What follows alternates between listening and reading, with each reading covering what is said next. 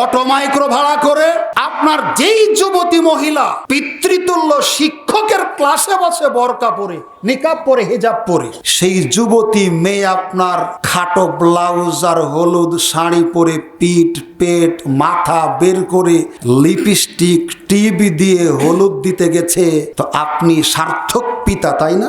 জান্নাতের টিকিট নিতে গেছে আপনার মেয়ে, আপনি যুবতী মেয়েকে দিয়ে হলুদ দিতে পাঠালেন, বন্ধ করবেন? অসম্ভব। আপনি গরু ছাগল না, আপনি মানুষ, আল্লাহর শ্রেষ্ঠ সৃষ্টি। আপনার চরিত্র এত নোংরা কেন? আপনাদের শরীরে কি রক্ত আছে না পোঁজ আছে? বোঝা যায় না। লজ্জা শরম কি বাংলাদেশ থেকে উঠে গেছে? আশ্চর্য, এই মহিলারা একটা যুবকের দেহ স্পর্শ করে, এমন কি এলাকা ভেদে দেখেছি এভাবে গোসল করা যখন শেষ হয় তখন ভাবি অথবা তার কোনো বান্ধবী এই বরকে কোলে তুলে নিয়ে যায় বাড়ির মধ্যে পর্যন্ত। জেনার বাকি থাকলো কি আর? তাহাজ্জুদ পড়েন, লজ্জা থাকা দরকার। একদিন সকালবেলা নবীজির সামনে তিনি পায়চারি করছেন, দেখতে পেলেন তার পায়ে হলুদ রং। কার পায়ে? আব্দুর রহমান ইবনে আউফ রাদিয়াল্লাহু তাআলা আনহুর পায়ে। আল্লাহ নবী বলছেন, এই আব্দুর রহমান শোনো, তুমি কি বিবাহ করেছো? কে বলছেন? নবী। কাকে? কি দেখে? তাহলে বোঝা যাচ্ছে বিবাহে হলুদ মাখানো। আরে বলেন না, বোঝা যাচ্ছে বিবাহে হলুদ মাখানো। এখন প্রশ্ন, আব্দুর রহমান ইবনে আউফকে কে মাখিয়েছিল আর আপনি কারে মাখান? আর এগুলো একটু না বললে তো হয় না। তার মানে যাদের সাথে দেখা করা হারাম, যাদের সাথে কথা বলা হারাম, যাদের সাথে পর্দা করা ফরজ, তারা হলুদ মাখে, তাই না? কে মাখে? উল্টা হয়ে গেছে। যাদের সাথে কথা বলাই হারাম ওরা কথা বলে, যাদের সাথে দেখা করা হারাম ওরাই দেখা করে, যাদের সাথে সাক্ষাৎ করা হারাম তারাই বিয়ের দিনে দেখবেন অনেক এলাকায় দেখেছি, আশ্চর্য লাগে, এরা কুকুর না শুকুর না মানুষ, এরা কুত্তা না খিঞ্জির। আশ্চর্য, একটা যুবতী মহিলা যুবক একটা ছেলের গা ডলে দিয়ে সাবান শ্যাম্পু দিয়ে গান গীত বলে গোসল করে দেয়, এরা মানুষ না কুকুর? আশ্চর্য। আপনাদের শরীরে কি রক্ত আছে না পোঁজ আছে? বোঝা যায় না। লজ্জা শরম কি বাংলাদেশ থেকে উঠে গেছে? ইস, কষ্ট লাগে। একটা যুবক, একটা কি বলি আপনাকে, ভাষা খুঁজে পাচ্ছি না আমি মাইকে বলার। আশ্চর্য, এই মহিলারা একটা যুবকের দেহ স্পর্শ করে, এমন কি এলাকা ভেদে দেখেছি এভাবে গোসল করা যখন শেষ হয় তখন ভাবি অথবা তার কোনো বান্ধবী এই বরকে কোলে তুলে নিয়ে যায় বাড়ির মধ্যে পর্যন্ত। জেনার বাকি থাকলো কি আর? আশ্চর্য। তাহাজ্জুদ পড়েন, লজ্জা থাকা দরকার। আশ্চর্য। চলুন এই প্রথা ছেড়ে দিন। আপনি মানুষ, আপনি কুকুর না, আপনি মানুষ, আপনি খিঞ্জির না, আপনি গরু ছাগল না, আপনি মানুষ, আল্লাহর শ্রেষ্ঠ সৃষ্টি। আপনার চরিত্র এত নোংরা কেন? অটো মাইক্রো ভাড়া করে আপনার যেই যুবতী মহিলা পিতৃতুল্য শিক্ষকের ক্লাসে বসে বোরকা পরে, নিকাব পরে, হিজাব পরে, তাই না বাবা? যেই মেয়ে আপনার হাই স্কুল কলেজে পড়ে পিতৃতুল্য শিক্ষকের সামনে বসে পর্দা করে হিজাব পরে, সেই যুবতী মেয়ে আপনার খাটো ব্লাউজ আর হলুদ শাড়ি পরে পিঠ পেট মাথা বের করে লিপস্টিক টিভি দিয়ে হলুদ দিতে গেছে, তো আপনি সার্থক পিতা, তাই না? জান্নাতের টিকিট নিতে গেছে আপনার মেয়ে। আপনার লজ্জা থাকা দরকার। আপনি আপনার মেয়েকে এভাবে পরবাড়িতে গায়ে হলুদ দিতে পাঠান কি করে? আপনি জানেন আপনার মেয়ে এই গায়ে কত পুরুষের সাথে ধাক্কা খায় ওখানে গিয়ে? আপনার ন্যূনতম যদি হায়া থাকে, লজ্জা থাকে, আপনি আপনার মেয়েকে এভাবে গায়ে হলুদ দিতে পারেন না। জি, হলুদ দিবে ওর মা, হলুদ দিবে ওর চাচি, হলুদ দিবে ওর ফুফু, হলুদ দিবে ওর খালা, হলুদ দিবে ওর বোন। আপনি যুবতী মেয়েকে দিয়ে হলুদ দিতে পাঠালেন, ধর্ষণও বন্ধ করবেন, অসম্ভব। দুইটা একসাথে হবে না। ধর্ষণ বন্ধ করতে হলে ওই গায়ে হলুদ বন্ধ করতে হবে, আর গায়ে হলুদ যদি চালু রাখে তাহলে ধর্ষণ বন্ধ হবে না। যে কোনো মূল্যে ছেড়ে দিন, আল্লাহকে ভয় করুন। দুনিয়াবি জীবনের এই আনন্দ সব কিছু নয়। আপনি আল্লাহকে বিশ্বাস করুন, আপনি মুসলিম, আপনার একটা সভ্যতা সংস্কৃতি আছে, আপনার মৃত্যু আছে, আপনার কবর আছে, কিয়ামতের মাঠ আছে, হিসাব নিকাশ আছে। এগুলো থেকে বাঁচা বড় জরুরি বাবা। এগুলো থেকে বাঁচার চেষ্টা করুন। আমরা অসভ্যতা থেকে বেরিয়ে আসার চেষ্টা করি। এই জন্য সামাজিক প্রতিরোধ গড়ে তুলি। আমরা এ ব্যাপারে একে অপরের সহযোগী হই। আল্লাহুম্মা আমিন। রাসূলুল্লাহ সাল্লাল্লাহু আলাইহি ওয়াসাল্লাম বলছেন, আনা খাতামুন নাবিয়িন লা নাবিয়্যা বা'দি। আমি হলাম শেষ নবী, আমার পরে আর কোনো নবী আসবে না। তবে নবী হিসেবে যারা আসবে আমার পরে, এরা হলো ভণ্ড, এরা হলো মিথ্যুক। সত্য নবী আর আসবে না। ভণ্ড নবী, মিথ্যুক নবী আসবে 30 জন। এই 30 জন দিয়ে তিনি কোনো সীমারেখা নির্ধারণ করেননি। তিনি বোঝাতে চেয়েছেন অনেকেই নবুয়াত দাবি করবে। আপনি মুসলিম হিসেবে তাকে যদি জিজ্ঞাসা করতে যান যে আপনি যে নবুয়াতের দাবি করছেন যে আপনি নবী, আপনি যে নবী, এর পিছনে দলিল কি? আপনি যেটা জানতে চাইলেন এটা ভালো না খারাপ? কি কথা বোঝা যায় না? আপনি যেটা জানতে চাইলেন এটা ভালো না খারাপ? চাইলেন ভালো, তবু আপনি কাফের। বোঝাতে পারেনি। আপনি জানতে চাইলেন যে আপনি যে নবী, নবী হওয়ার পিছনে আল্লাহ যে আপনাকে নবী করেছেন এর পিছনে দলিল কি? আপনি তো ভালো জিনিস চাইলেন, তাই না? যে আপনি নবী, নবী হওয়ার পিছনে দলিল কি? দলিল চাইলেন, তবু আপনি কাফের। কেন? নবী হলেন শেষ, তারপরে আর কোনো নবী আসবেন না। আপনি কিসের ভিত্তিতে তার কাছে দলিল চাচ্ছেন? এই জন্য আপনি কাফের। বিশ্বাস করা অনেক পরের কথা। ও যদি দলিল দিতে পারে তবে তো বিশ্বাস করবেন। তো বিশ্বাস অনেক পরের কথা। আপনি জিজ্ঞাসা করেছেন আপনি যে নবী, দলিল কি? জিজ্ঞাসা করলেই কাফের হয়ে যাব। রাসূল সাল্লাল্লাহু আলাইহি সাল্লাম বলছেন, জান্নাতের একটা প্রাসাদ আছে মণিমুক্তা দিয়ে সাজানো। একটা জায়গা শুধু খালি আছে, পরিমাণ 1 ইট রাখা যায় এই পরিমাণ জায়গা। বিল্ডিং, প্রাসাদ প্রস্তুত, খালি আছে অল্প একটু জায়গা যাতে একটা ইট ঢুকানো যায়। আমি হলাম সেই ইট। আমাকে দিয়ে আল্লাহ সুবহানাহু ওয়া তাআলা ওই প্রাসাদটা কমপ্লিট করেছেন, পরিপূর্ণতা দান করেছেন। অতএব আমি হলাম শেষ নবী, আমার পরে আর কোনো নবী আসবে না। নবীর উম্মত হব কেন? আল্লাহ হতে বলেছেন তাই। মহান আল্লাহ বলেন, ওয়ামা আতাকুমুর রাসূলু ফাখুযুহু ওয়ামা নাহাকুম আনহু ফান্তাহু। তোমাদের নবী যা কিছু দিয়েছেন, দেওয়া জিনিসকে তোমরা ধারণ করো, আঁকড়ে ধরো, গ্রহণ করো। ওয়ামা নাহাকুম আনহু ফান্তাহু।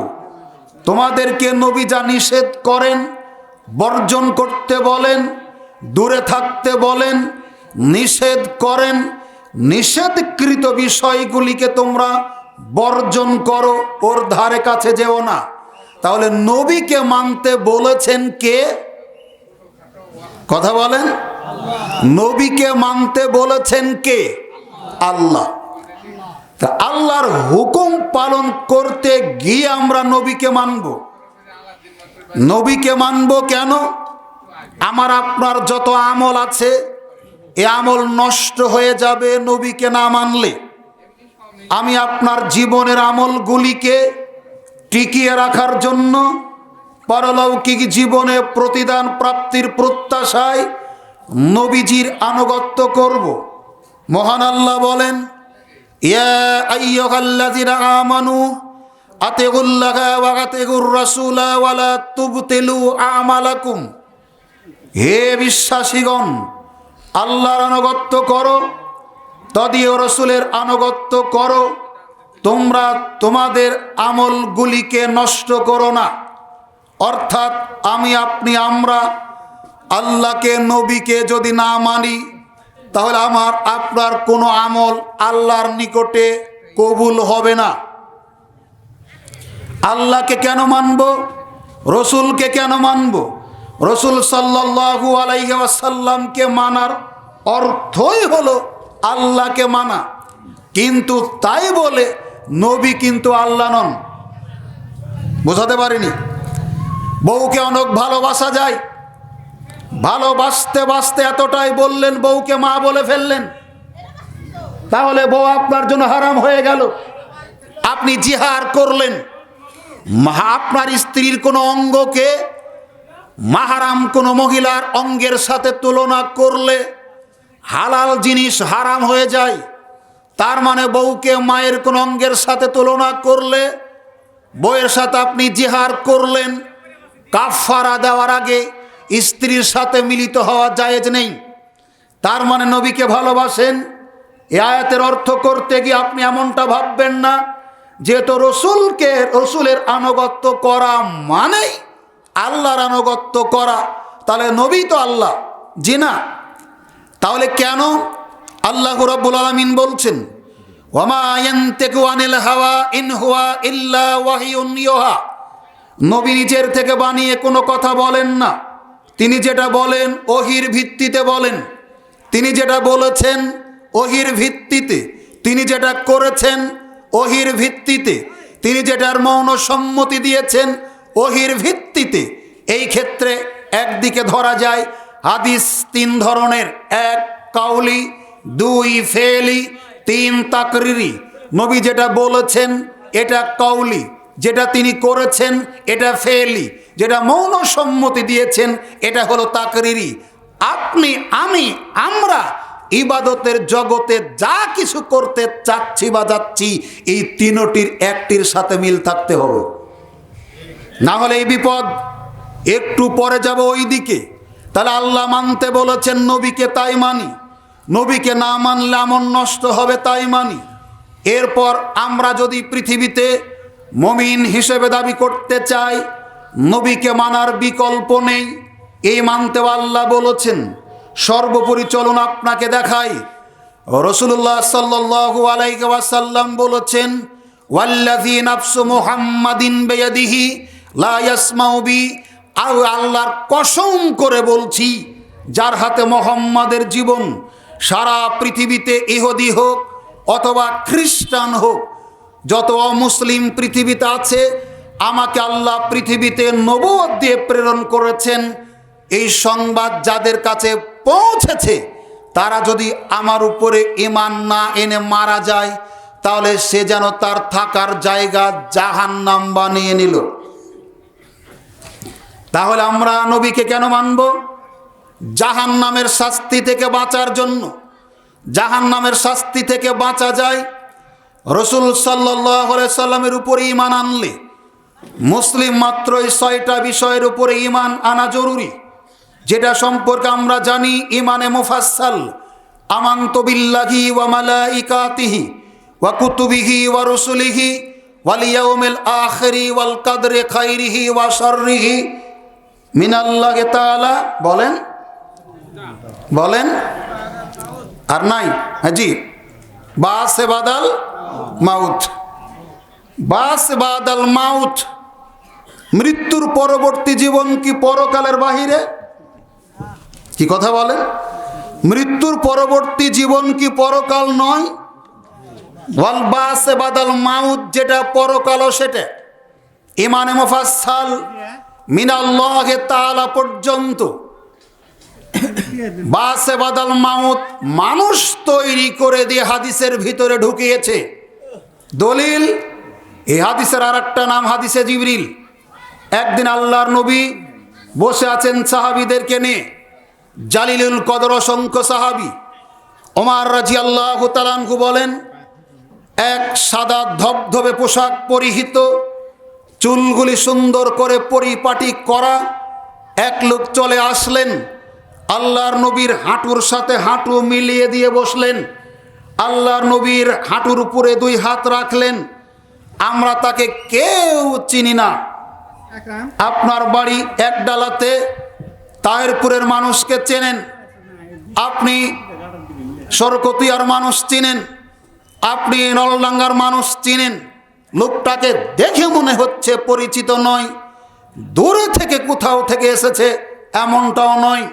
দূর থেকে যদি আসতো গায়ে ধুলাবালি লেগে থাকতো, পেরেশানির ভাব সাপটা ফুটে উঠতো, তাও নয়।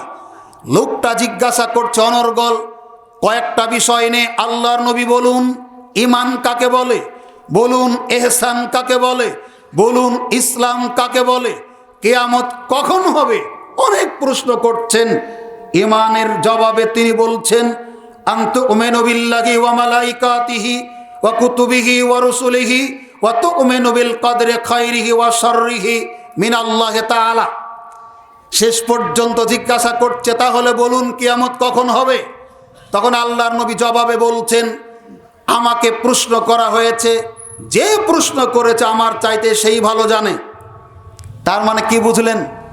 মানে আমাকে প্রশ্ন করা হচ্ছে, আমার চাইতে প্রশ্নকারী এ ব্যাপারে ভালো জানে।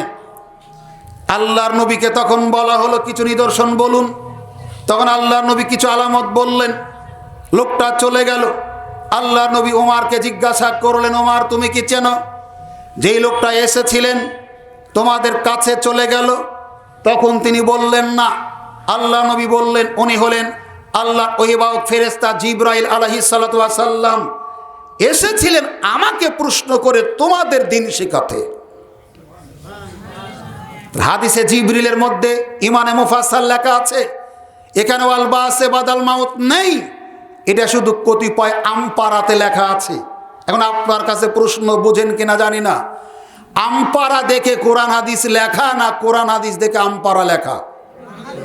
বুঝতে না পারলে বলবেন না। কষ্ট করে এসেছেন, বসেছেন, 5 মিনিট হোক বাড়ি পর্যন্ত কিছু নিয়ে যেতে হবে ইনশাআল্লাহ।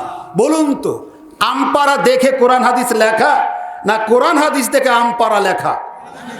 কোরআন হাদিস দেখে আমপারা লেখা। আমপারাটা যদি এখন কোরআন হাদিসের সাথে মিলেন, যতখানি মিলবে ততখানি বিশ্বাস করা যাবে, আর যতখানি মিলবে না ততখানি পারবেন তো ইনশাআল্লাহ। খুব কঠিন, বলা খুব সহজ, কিন্তু মানা খুব কঠিন না ভাই, খুব কঠিন।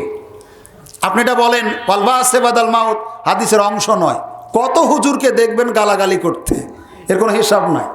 অথচ খুলে দেখবে না যে আমি বললাম কি উনি কেন গালাগালি করেন, না আমি বোঝাতে পেরেছি না ও বুঝতে পেরেছে।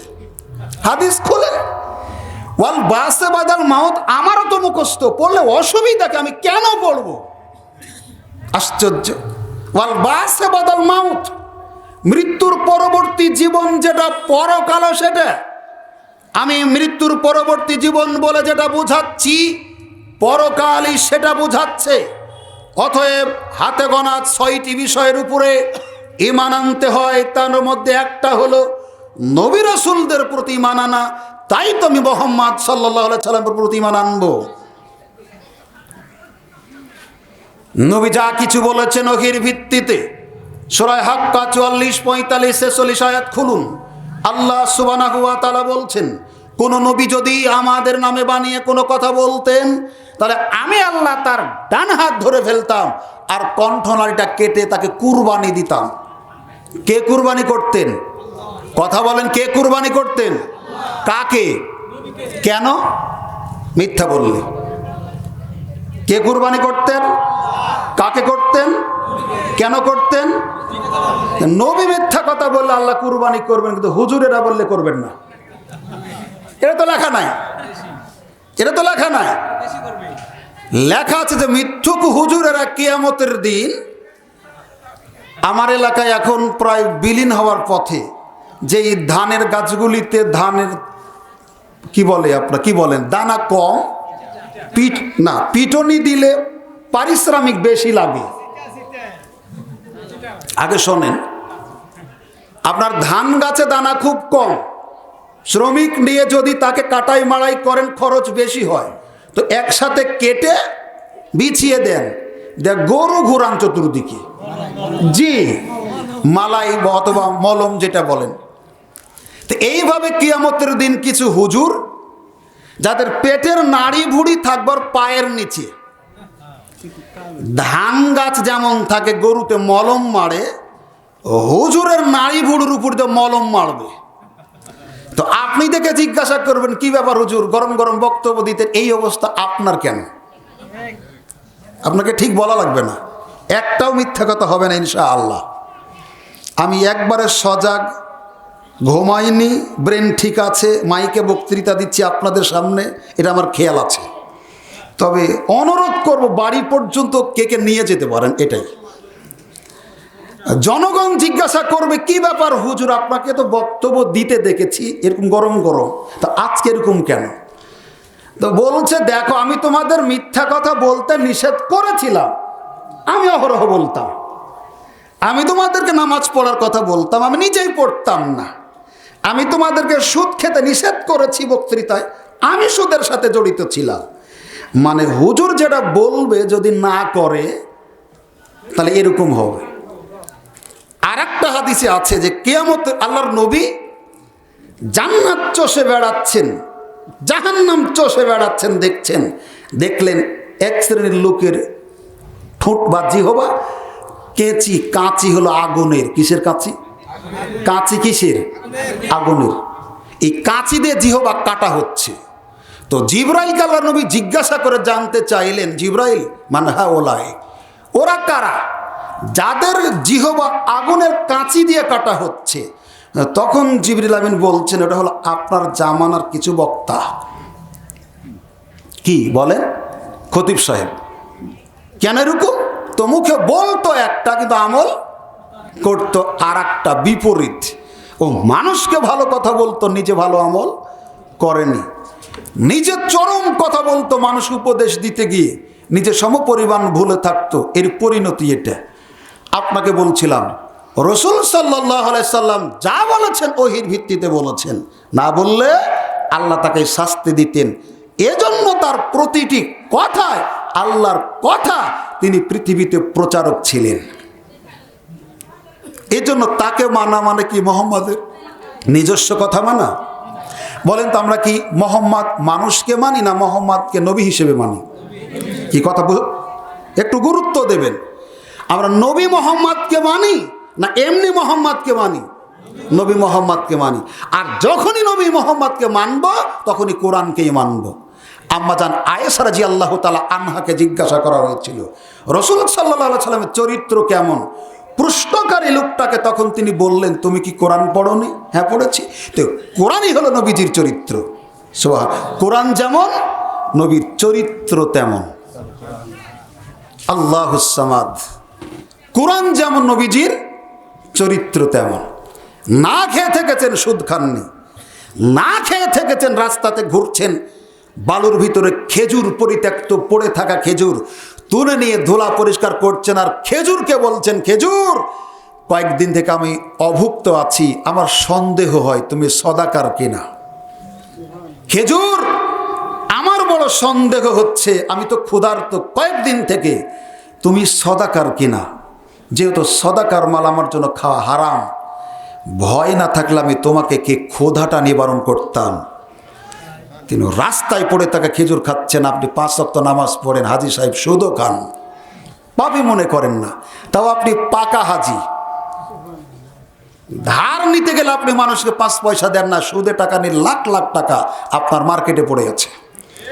এটা নাকি আপনার বিজনেস। অসম্ভব। তাহাজ্জুদ পড়তে পড়তে চোখের পানিতে জায়নামাজ ভিজে যাবে, কবুল হবে না। মক্কার গেলাপ ধরে কাঁদতে কাঁদতে মক্কায় যদি বন্যা চলে আসে আপনার পানিতে, আপনার হজ কবুল হবে না, অসম্ভব। সুদ যদি ছাড়তে পারেন মক্কাতে যাবেন, না হলে যাবেন না। সুদ যদি ছাড়তে পারেন তাহাজ্জুদ পড়বেন, না হলে পড়বেন না। কারণ শুধু এমন একটা পাপ যা মানুষের দুনিয়াও হারায়, পরকালও হারায়। আবু বকর সিদ্দিক রাদিয়াল্লাহু তাআলা আনহু বলেন, রাসূল সাল্লাল্লাহু আলাইহি ওয়াসাল্লাম বলেছেন, লা ইয়াদখুলুল জান্নাতা জাসাদুন গুসসিয়া বিল হারাম। ওই দেহ আল্লাহর জান্নাতে যাবে না যেই দেহ হারাম দিয়ে গড়ে উঠেছে। চেহারা ভালো, দেখতে সুন্দর, জাহান্নামের উপযোগী হতে পারে কিন্তু জান্নাতের উপযোগী নয়, কারণ হারাম দিয়ে গড়ে উঠেছে। চেহারা ভালো না হলে যদি জান্নাতে যাওয়া না যেত, বেলাল কোনোদিন যেতে পারতেন না। কিন্তু বেলালের পদধ্বনি রাসূল শুনেছেন জান্নাতের ভিতরে। চলুন তাহলে আমরা নবীর উম্মত হব কেন? আল্লাহ হতে বলেছেন, এরপরে তিনি বলছেন তার উপর বিশ্বাস না করলে জাহান্নামে যেতে হবে। আবু হুরায়রা রাদিয়াল্লাহু তাআলা আনহু বলেন, রাসূলুল্লাহ সাল্লাল্লাহু আলাইহি ওয়াসাল্লাম বলেছেন, কিয়ামতের দিন সূর্য নেমে আসবে 1 মাইল উপরে। এখন সূর্য আছে এই জমিন থেকে 9,30,00,000 মাইল দূরে। আলোর গতি প্রতি সেকেন্ডে 1,86,000 মাইল। আপনি এখান থেকে বিদ্যুতের সুইচ অন করলেন, 1 সেকেন্ডে আলো যেতে পারে 1,86,000 মাইল। এত দ্রুত গতিতে যায়। সূর্য থেকে আলো আসতে পৃথিবীতে সময় লাগে 8 মিনিট 20 সেকেন্ড। যদিও চলে আলোর গতি 1,86,000 মাইল 1 সেকেন্ডে। কল্পনা করুন কত দূরে আছে। কিয়ামতের দিন আল্লাহর নবী বলছেন, সূর্য নেমে আসবে 1 মাইল উপরে। মানুষের পাপ অনুযায়ী ঘাম হবে, কারো ঘাম হবে টাকনু পর্যন্ত, কারো ঘাম হাঁটু, কারো কোমর, কারো বুক, কারো থুতনি। কোনো পাপীরা ঘামের ভিতরে সাঁতার কাটবে, হাবুডুবু কাটবে। মানুষকে দেখে মনে হবে দিশেহারা পঙ্গপালের মতো, নিক্ষিপ্ত বিক্ষিপ্ত পঙ্গপালের মতো। মানুষ একজন সুপারিশকারী তালাশ করবে, চলে যাবে আদমের কাছে, গিয়ে বলবে, আনতা আদম আবুন নাস, আপনি হলেন আদম, আপনি হলেন মানুষ জাতির পিতা। আল্লাহ আপনাকে নিজ হাতে অত্যন্ত দয়া করে মায়া করে তৈরি করেছেন। আমি আপনি পৃথিবীতে এসেছি পিতামাতার মাধ্যম দিয়ে।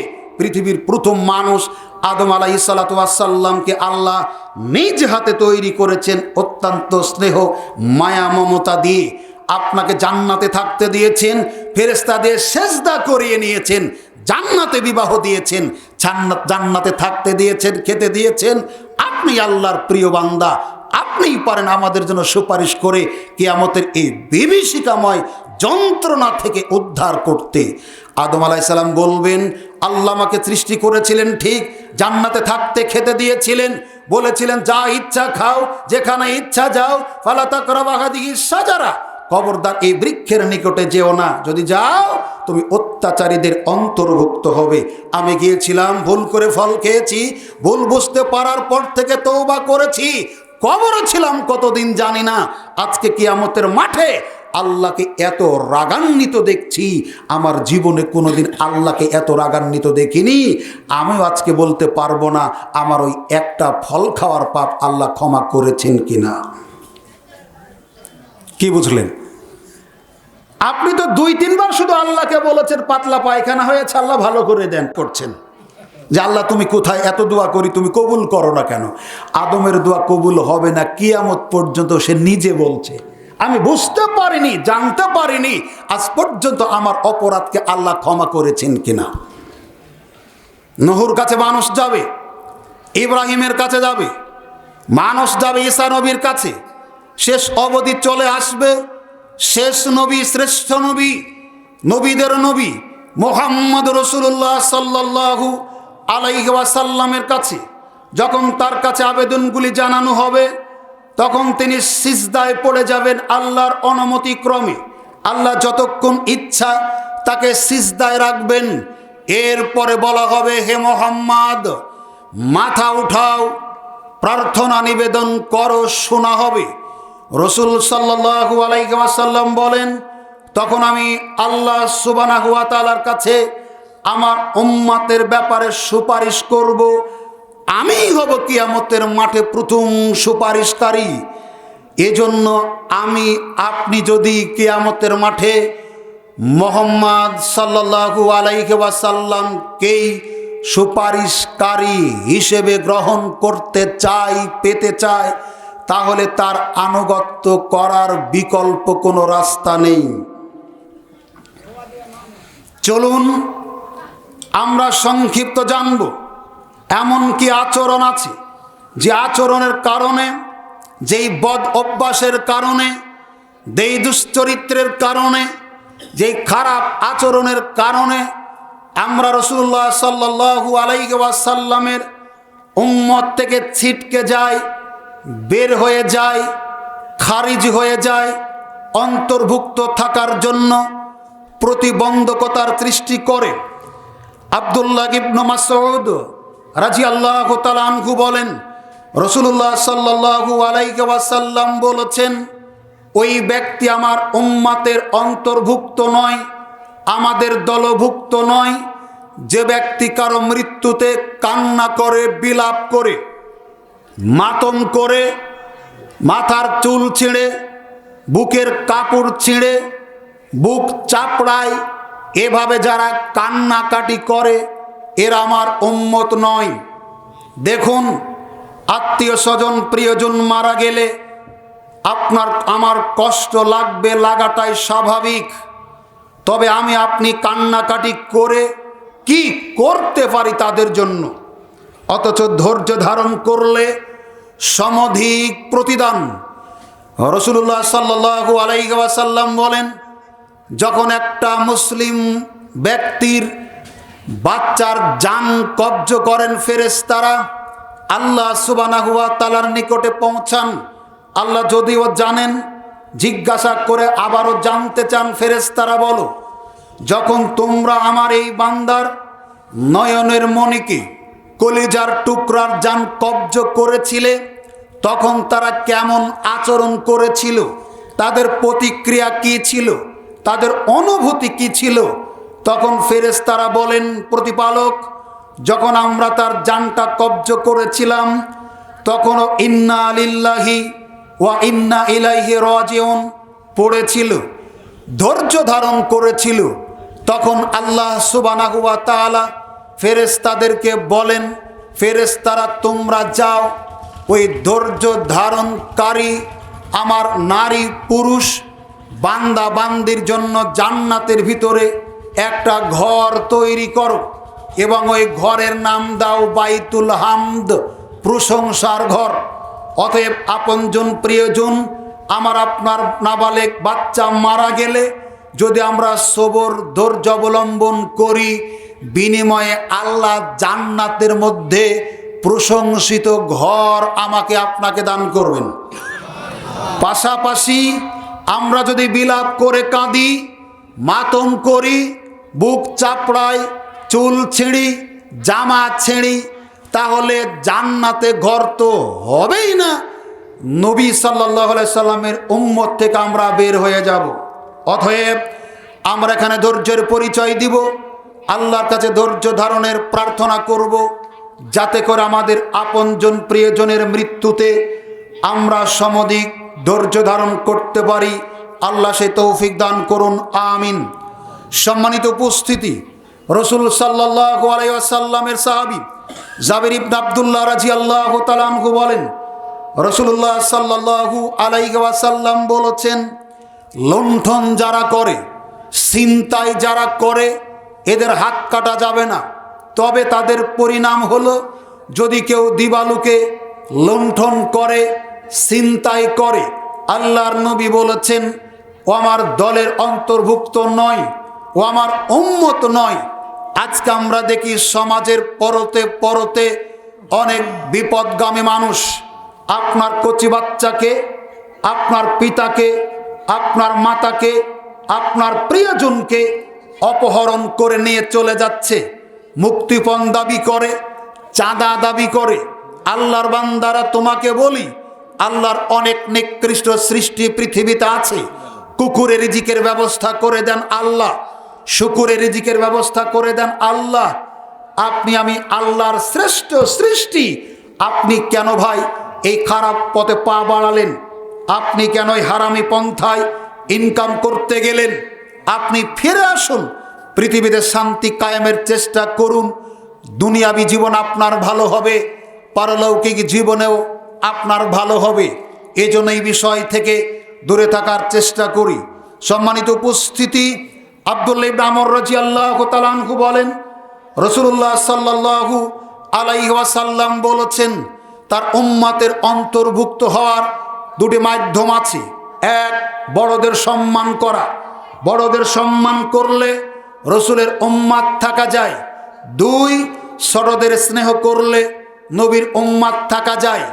আল্লাহর নবী বলেছেন, যে বা যারা বড়দের সম্মান করে না তারা আমার উম্মত নয়, যারা ছোটদের স্নেহ করে না তারা আমার উম্মত নয়। আমরা সামাজিকভাবে বসবাস করি, সমাজ থেকে এই আন্তরিকতাটাও অনেকাংশে উঠে গেছে। এদের মাঝখান থেকে তো উঠে গেছে, ছাত্র শিক্ষকের মাঝ থেকে উঠে গেছে। উঠে যাবেই না বা কেন? আমরা দেখেছি আমাদের আরো শৈশবে অনেক বিপদগামী বন্ধু বান্ধব আমাদের ছিল, তারই ধূমপানে আসক্ত ছিল। শিক্ষক দেখলে বিড়ি সিগারেটটা হাতের ভিতর নিয়ে একটু আড়ষ্টতা বোধ করত, লুকানোর চেষ্টা করত, ফেলে দেওয়ার চেষ্টা করত, পায়ের তলে ফেলে চাপা দেওয়ার চেষ্টা করত। শিক্ষক দেখলে, পিতামাতা দেখলে, বড় ভাইকে দেখলে লজ্জাবোধ কিছুটা হলেও করত। কিন্তু এখন শিক্ষক আর হেডমাস্টার একই অফিসে বসে থেকে ইয়াবা, চুরুট, গাঁজা, বিড়ি সিগারেট সবই চলে। সম্মান কে কাকে করবে? মসজিদের ভিতরেও দিনের প্রচার করে আর জর্দা খায় হালাল মনে করে। মানুষ সম্মান করবেটা কোথায়? রাসূল সাল্লাল্লাহু আলাইহি সাল্লাম বলছেন, যারা বড়দের সম্মান করে না তারা আমার উম্মত নয়, যারা ছোটদের স্নেহ করে না তারা আমার উম্মত নয়। আনাস রাদিয়াল্লাহু তাআলা আনহু বলেন, রাসূলুল্লাহ সাল্লাল্লাহু আলাইহি ওয়াসাল্লাম একদা ছোট্ট ছোট্ট বালকের পাশ দিয়ে যাচ্ছিলেন, ফাসাল্লামা আলাইহিম, তিনি তাদেরকে দেখে সালাম দিলেন। হাদিসের ভাষা যেহেতু ইউসাল্লিমু সাগীরু আলাল কাবির, যদি ছোটরা থাকে আর সালাম দিবে বড়দের, আল্লাহর নবী তো বয়সে বড়, ছোটদের কেন সালাম দিলেন? চমৎকার জবাব দেওয়া হয়েছে। আল্লাহর নবী তাদেরকে আদর্শ শিক্ষা দেওয়ার জন্য সালাম দিয়েছেন। অথবা আল্লাহর নবী ছিলেন সংখ্যাতে একা আর বাচ্চারা ছিল অনেকে, তাদেরই প্রাপ্তির অগ্রাধিকার ছিল, এজন্য তিনি তাদেরকে সালাম দিতেন। আমরা কি স্কুল কলেজ যেখানে শিক্ষা দিই বাচ্চাদেরকে, বাচ্চারা অনেকেই ক্লাসে থাকে, বরং দাঁড়িয়ে সালাম না দিলে আমরাই তাদেরকে পেটাই? উচিত ছিল, সুন্নাত ছিল আমি সালাম দিয়ে তাদের ক্লাসে ঢোকা।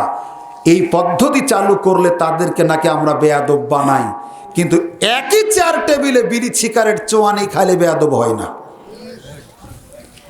শিষ্টাচার উঠে গেছে। আপনাকে দেখায় সমাজের বাস্তবতা। আপনি যে মসজিদের মুসল্লি, এই মসজিদেও হয়তো এখন থেকে 2-5 বছর আগে একটা শৃঙ্খলা বোধ ছিল। জুমার দিন আসলে, রমজান আসলে সর্দার বা সভাপতি বলতেন, সালাতের পর দাঁড়িয়ে যাবে মুসল্লিরা, জিজ্ঞাসা করা হয়েছে বলো সিয়াম কে কে রাখোনি?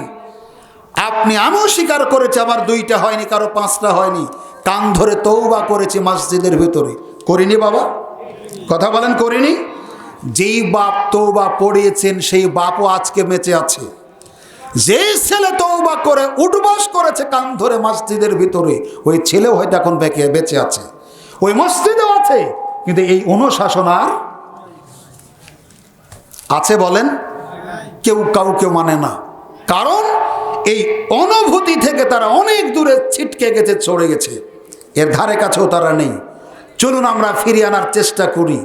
এই বাচ্চাদেরকে গান বাজনা শিক্ষা না দিয়ে, ক্যারাম বোর্ড, দাবা, লুডুতে লিপ্ত না রেখে, আপনার ফ্রি ফায়ারে মত্ত না রেখে, মোটু পাটলুতে মত্ত না রেখে, আপনার এই বাচ্চাকে দিন, ইসলাম, দৈনন্দিন জীবনের দোয়া কালাম শিক্ষা দিন। আপনি বেঁচে থাকতেও এর একটা সুফল বুঝতে পারবেন, আপনাকে অন্তত বৃদ্ধাশ্রমে পাঠাবে না। ছোটদের আপনি শিষ্টাচার শিক্ষা দিন। যদি শিষ্টাচার শিক্ষা না দেন, বাচ্চা হয়তো অনেক হবে, আপনার থাকার জায়গা হবে শেষ বয়সে বৃদ্ধাশ্রম। আর বাচ্চাকে যদি মানুষের মতো মানুষ করতে পারেন, সম্মানের সাথে আপনাকে বাড়িতে মৃত্যু পর্যন্ত থাকার বন্দোবস্ত হবে ইনশাআল্লাহ। সম্মানিত উপস্থিতি, চলুন এরপরের যে বিষয়গুলি, তার একটা হলো আল্লাহর নবী বলেছেন, যেই দিন থেকে আমি যুদ্ধ ঘোষণা করেছি বিষাক্ত প্রাণীদের সাথে, সেই দিন থেকে আমি শান্তি চুক্তি করিনি, বিশেষ করে সাপের সাথে। কিসের সাথে? কথা বলে না, কিসের সাথে? জীবনে শুনেছেন আমার মনে হয় না, আপনি জীবনে শুনেছেন মনে হয় না। আপনাকে দেখাই, আল্লাহর নবী বলছেন, আবু হুরায়রা রাদিয়াল্লাহু তাআলা আনহু বলেন, যেই দিন থেকে আমি বিষাক্ত প্রাণীদের সাথে যুদ্ধ ঘোষণা করেছি, সেই দিন থেকে শান্তি স্থাপন করিনি, ওদের সাথে কোনো চুক্তি নেই, আপোষ নেই। যারা সাপ দেখার পরে তাদের হত্যা না করে তাকে ভয় করে ছেড়ে দেয়, ও আমার উম্মত নয়। সাপ দেখে হত্যা না করে ছেড়ে দেয়, ও আমার উম্মত নয়। মারতেই হবে এমনটি নয়, মারার একটা পরিকল্পনা করুন, অন্তত একটা ঢিল ছুড়ুন। কালে ভদ্রে পরিস্থিতিতে এমন হয়, সাপ দেখে কিছু মানুষ ভয় করে, অথবা সাপকে দেখে মানুষ ভয় করে। কথা বোঝা যায় না? সাপ দেখে মানুষ ভয় করে, যদি কামড়ায় পালায়। অনেক সাহসী মানুষ আছে, ও চিন্তা করে সাপ তো কিসের, ওকে মেরেই ছাড়বো। আপনাকে আল্লাহর নবী বলছেন, এদের সাথে শান্তি নেই, এদের সাথে যুদ্ধ চলবে। যারা সাপকে না মেরে ছেড়ে দেয়, ও আমার উম্মতের অন্তর্ভুক্ত নয়। অন্তত পরিকল্পনাটা করুন, আমি তার সাথে যুদ্ধ করবই, তাকে মারবই, মারার পরিকল্পনা করুন। আপনাকে সহজ করার জন্য একটা হাদিস বলি। ইব্রাহিম আলাইহিস সালাতু ওয়াস সালামকে যখন আগুনে নিক্ষেপ করা হলো, টিকটিকি ফুঁক দিয়ে আগুন প্রজ্বলন করার চেষ্টা করলো। বলেন তো, টিকটিকির বাতাসে আগুন কি বাড়বে? কথা বলেন, বাড়বে? কিন্তু নিয়তের কারণে, পরিকল্পনার কারণে, তার বদ নিয়তের কারণে শাস্তি স্বরূপ আল্লাহর নবী বলেছেন, এক বাড়িতেই যদি মারতে পারেন 100 নেকি। সুবহানাল্লাহ বলছেন, মারেন কি গিরগিটি। নেকির কথা শুনে সুবহানাল্লাহ, বাঙালি তো আমরা সুবহানাল্লাহ ঠিকই বলি, কিন্তু মারি অন্যটা, তাই না? মারা লাগবে টিকটিকি, মারি আমরা গিরগিটি বা রক্তচোষা যাকে বলি। জি, আপনি টিকটিকি যদি এক বাড়িতে মারতে, এক বাড়িতেই যদি কুপকাত 100 নেকি। বাড়ি নাম্বার 2 নেকি হবে 50। বাড়ির পরিমাণ যত বেশি, নেকির পরিমাণ তত কম। উল্টা বুঝেন না? টিকটিকি মারতে পিটনের পরিমাণ যত বেশি, নেকির পরিমাণ তত কম। পিটনের পরিমাণ যত কম, নেকির পরিমাণ। কিভাবে মারবেন আপনার ব্যাপার। জি, যদি নেকি বেশি নিতে চান, এক বাড়িতে কুপকাত নিশানা মতো মারেন, তবে বাল্বের কাছে থাকলে একটু সতর্ক থাকবেন। গিরগিটি যা মেরেছেন এর ভুল আর করবেন না, টিকটিকি মারেন। আল্লাহ মারতে নিষেধ করেছেন কি? আরে এই হাদিসে বলেন না। জি, অনেকে জানেন, আলহামদুলিল্লাহ। কিছু শিখেন ভাই। আমরা হাজার হাজার টাকা খরচ করে মাহফিল করি, জনগণ বাড়ি পর্যন্ত কিছু নিয়ে যেতে পারে না। এই হাদিসের আলোকে বলেন, আল্লাহ বদদুয়া করেছেন টিকটিকি মারতে বলেছেন। নিষেধ করেছেন কাকে মারতে? ব্যাঙকে। ব্যাঙের শরীরের ভিতরে যে পানি থাকে, পেশাব থাকে, এই পেশাবে কি ইব্রাহিমের আগুন নিভবে? কিন্তু নিয়ত করেছিলেন ইভানু। এই পরিকল্পনার কারণে আল্লাহ সুবহানাহু ওয়া তাআলা ব্যাঙ মারতে নিষেধ করেছেন। সাপ মারতেই হবে এমনটা না, আপনি ব্যাঙের মতো অন্তত একটু পরিকল্পনা করেন, যাতে করে বাঁচার একটা পথঘাট তৈরি হয়। আপনাকে বলছিলাম বিষয়গুলি সস্তা। মর্যাদায় নেকির ব্যাপারে, পারলৌকিক জীবনের সফলতা অর্জনের ব্যাপারে, আকাশ চুম্বী গ্রহণযোগ্যতা, এগুলো বাস্তবায়ন করে চলার চেষ্টা করুন। আবু হুরায়রা রাদিয়াল্লাহু তাআলা আনহু বলেন, রাসূলুল্লাহ সাল্লাল্লাহু আলাইহি ওয়াসাল্লাম একদা একটা খাদ্যের স্তূপের কাছ দিয়ে যাচ্ছিলেন। তিনি ধারণা করলেন, অনুমান করলেন, খাদ্যের স্তূপের এক এক জায়গার খাদ্য শস্য এক এক রকম, কোনো জায়গার খাদ্যের সাথে কোনো জায়গার মিল নেই। বড় অমিল। সন্দেহ হওয়ার কারণে তিনি হাতটা ঢুকালেন, ভিতর থেকে কিছু খাদ্য তুলে উপরে দেখলেন ঠিক খেজুর ভিতরে যেই মানের উপরে আলাদা। জিজ্ঞাসা করলেন, ওহে দোকানি, ঘটনা কি? তখন দোকানি বলছে, আল্লাহর নবী, ওই খেজুরগুলিতে বৃষ্টির পানি পড়েছিল। নবী তখন বলছেন, তুমি এটাকে উপরে রাখলে না কেন? মানুষ দেখে শুনে কিনতো। বুঝতে পারেননি? বুঝতে পেরেছেন, কিন্তু আপনার বিপক্ষে যাবে, এই জন্য কথা বলছেন না। আল্লাহ নবী হাদিসের শেষের দিকে ছোট্ট একটা গুরুত্বপূর্ণ বাক্য বললেন, মান গাশশানা আলাইনা ফালাইসা মিন্না। যে ব্যক্তি আমাদেরকে ধোঁকা দেয় সে আমার উম্মত নয়। খুব গুরুত্ব দিবেন, খুব গুরুত্ব দিবেন। আলুর দাম বেশি, বস্তার নিচের দিকে দিলেন বড় আলু, মাঝখানে ছোট আলু, উপরেও বড় আলু, সব এক দাম। কিন্তু তাহাজ্জুদ পড়ে আপনার কপালে দাগ পড়া, আপনার তাহাজ্জুদ কবুল হয় না। দলিল আলুর বস্তা। চুপ করে শুনতে হবে। গাভীতে দুধ দেয় না, বাছুর আটকালেন 3, 4, 5, 7 দিন ধরে। ওলান বলেন, পালান বলেন, বাঁট বলেন, পটপটে হলো। তায়েরপুর বাজারে তুলেছেন, বাপ বেটা গেছে দুধের একটা গাভী কিনতে, দেখে পছন্দ। আপনাকে জিজ্ঞাসা করছে, চাচা দুধ কতখানি হয়? বলছেন 15 লিটার। 1 লিটার হলেই বাজারে নিয়ে যাইতেন না। আপনাকে বোঝাতে চাচ্ছিলাম, মানুষকে ধোঁকা দিয়ে কিছু টাকা লাভ করলেন, কিন্তু জান্নাত হারাম হয়ে গেল আপনার জন্য। কোনোদিন চিন্তা করেননি? আপনাকে বলছিলাম ব্যবসা হালাল, দুনিয়াতে অনেক হালাল ব্যবসা আছে, দুনিয়াতে অনেক হালাল কাজকর্ম আছে, যেগুলো সরাসরি কথা আল্লাহ কোরআন মাজিদে বলেননি। কিন্তু ব্যবসা এমন একটা হালাল পেশা যার কথা আল্লাহ স্বয়ং নিজে বলেছেন, আহাল্লাল্লাহুল বাইয়া ওয়া হাররামার রিবা। আল্লাহ নবী বলছেন, যারা সৎ ব্যবসায়ী, যারা ভালো ব্যবসায়ী, জান্নাতের ভিতরে ওরা নবীদের সাথে থাকবে, সিদ্দিকের সাথে থাকবে, শহীদদের সাথে থাকবে। কিন্তু দেখেন তো, বাংলাদেশের 11টা ব্যবসায়ী শহীদের সাথে অন্তত না থাকুক, জান্নাতে ঢুকতে পারবে কিনা? বাগুনালার কাছে যান, উপরের বাগুন দিয়ে ওর চোখ মুখ মোছে, এই গামছা দিয়ে বাগুন মোছে। আর হাসতেছেন কেন? দেখে বলছি আপনাকে, বই পুস্তকে পড়া কথা না। নিচের গুলি পোকা কাটা আর উপর কাটাও গামছা দিয়ে মুছে। কি কথা বলেন? গুস্ত কিনতে গেছেন, যেভাবে ওজন দিল মনে হয় যে 1300 গ্রামে 1 কেজি। বাড়িতে নিয়ে এসে 750 গ্রাম মিলা খুব কঠিন। মাছের ডাঁড়ি তো 1700 গ্রামে, 600 গ্রাম হলে আলহামদুলিল্লাহ।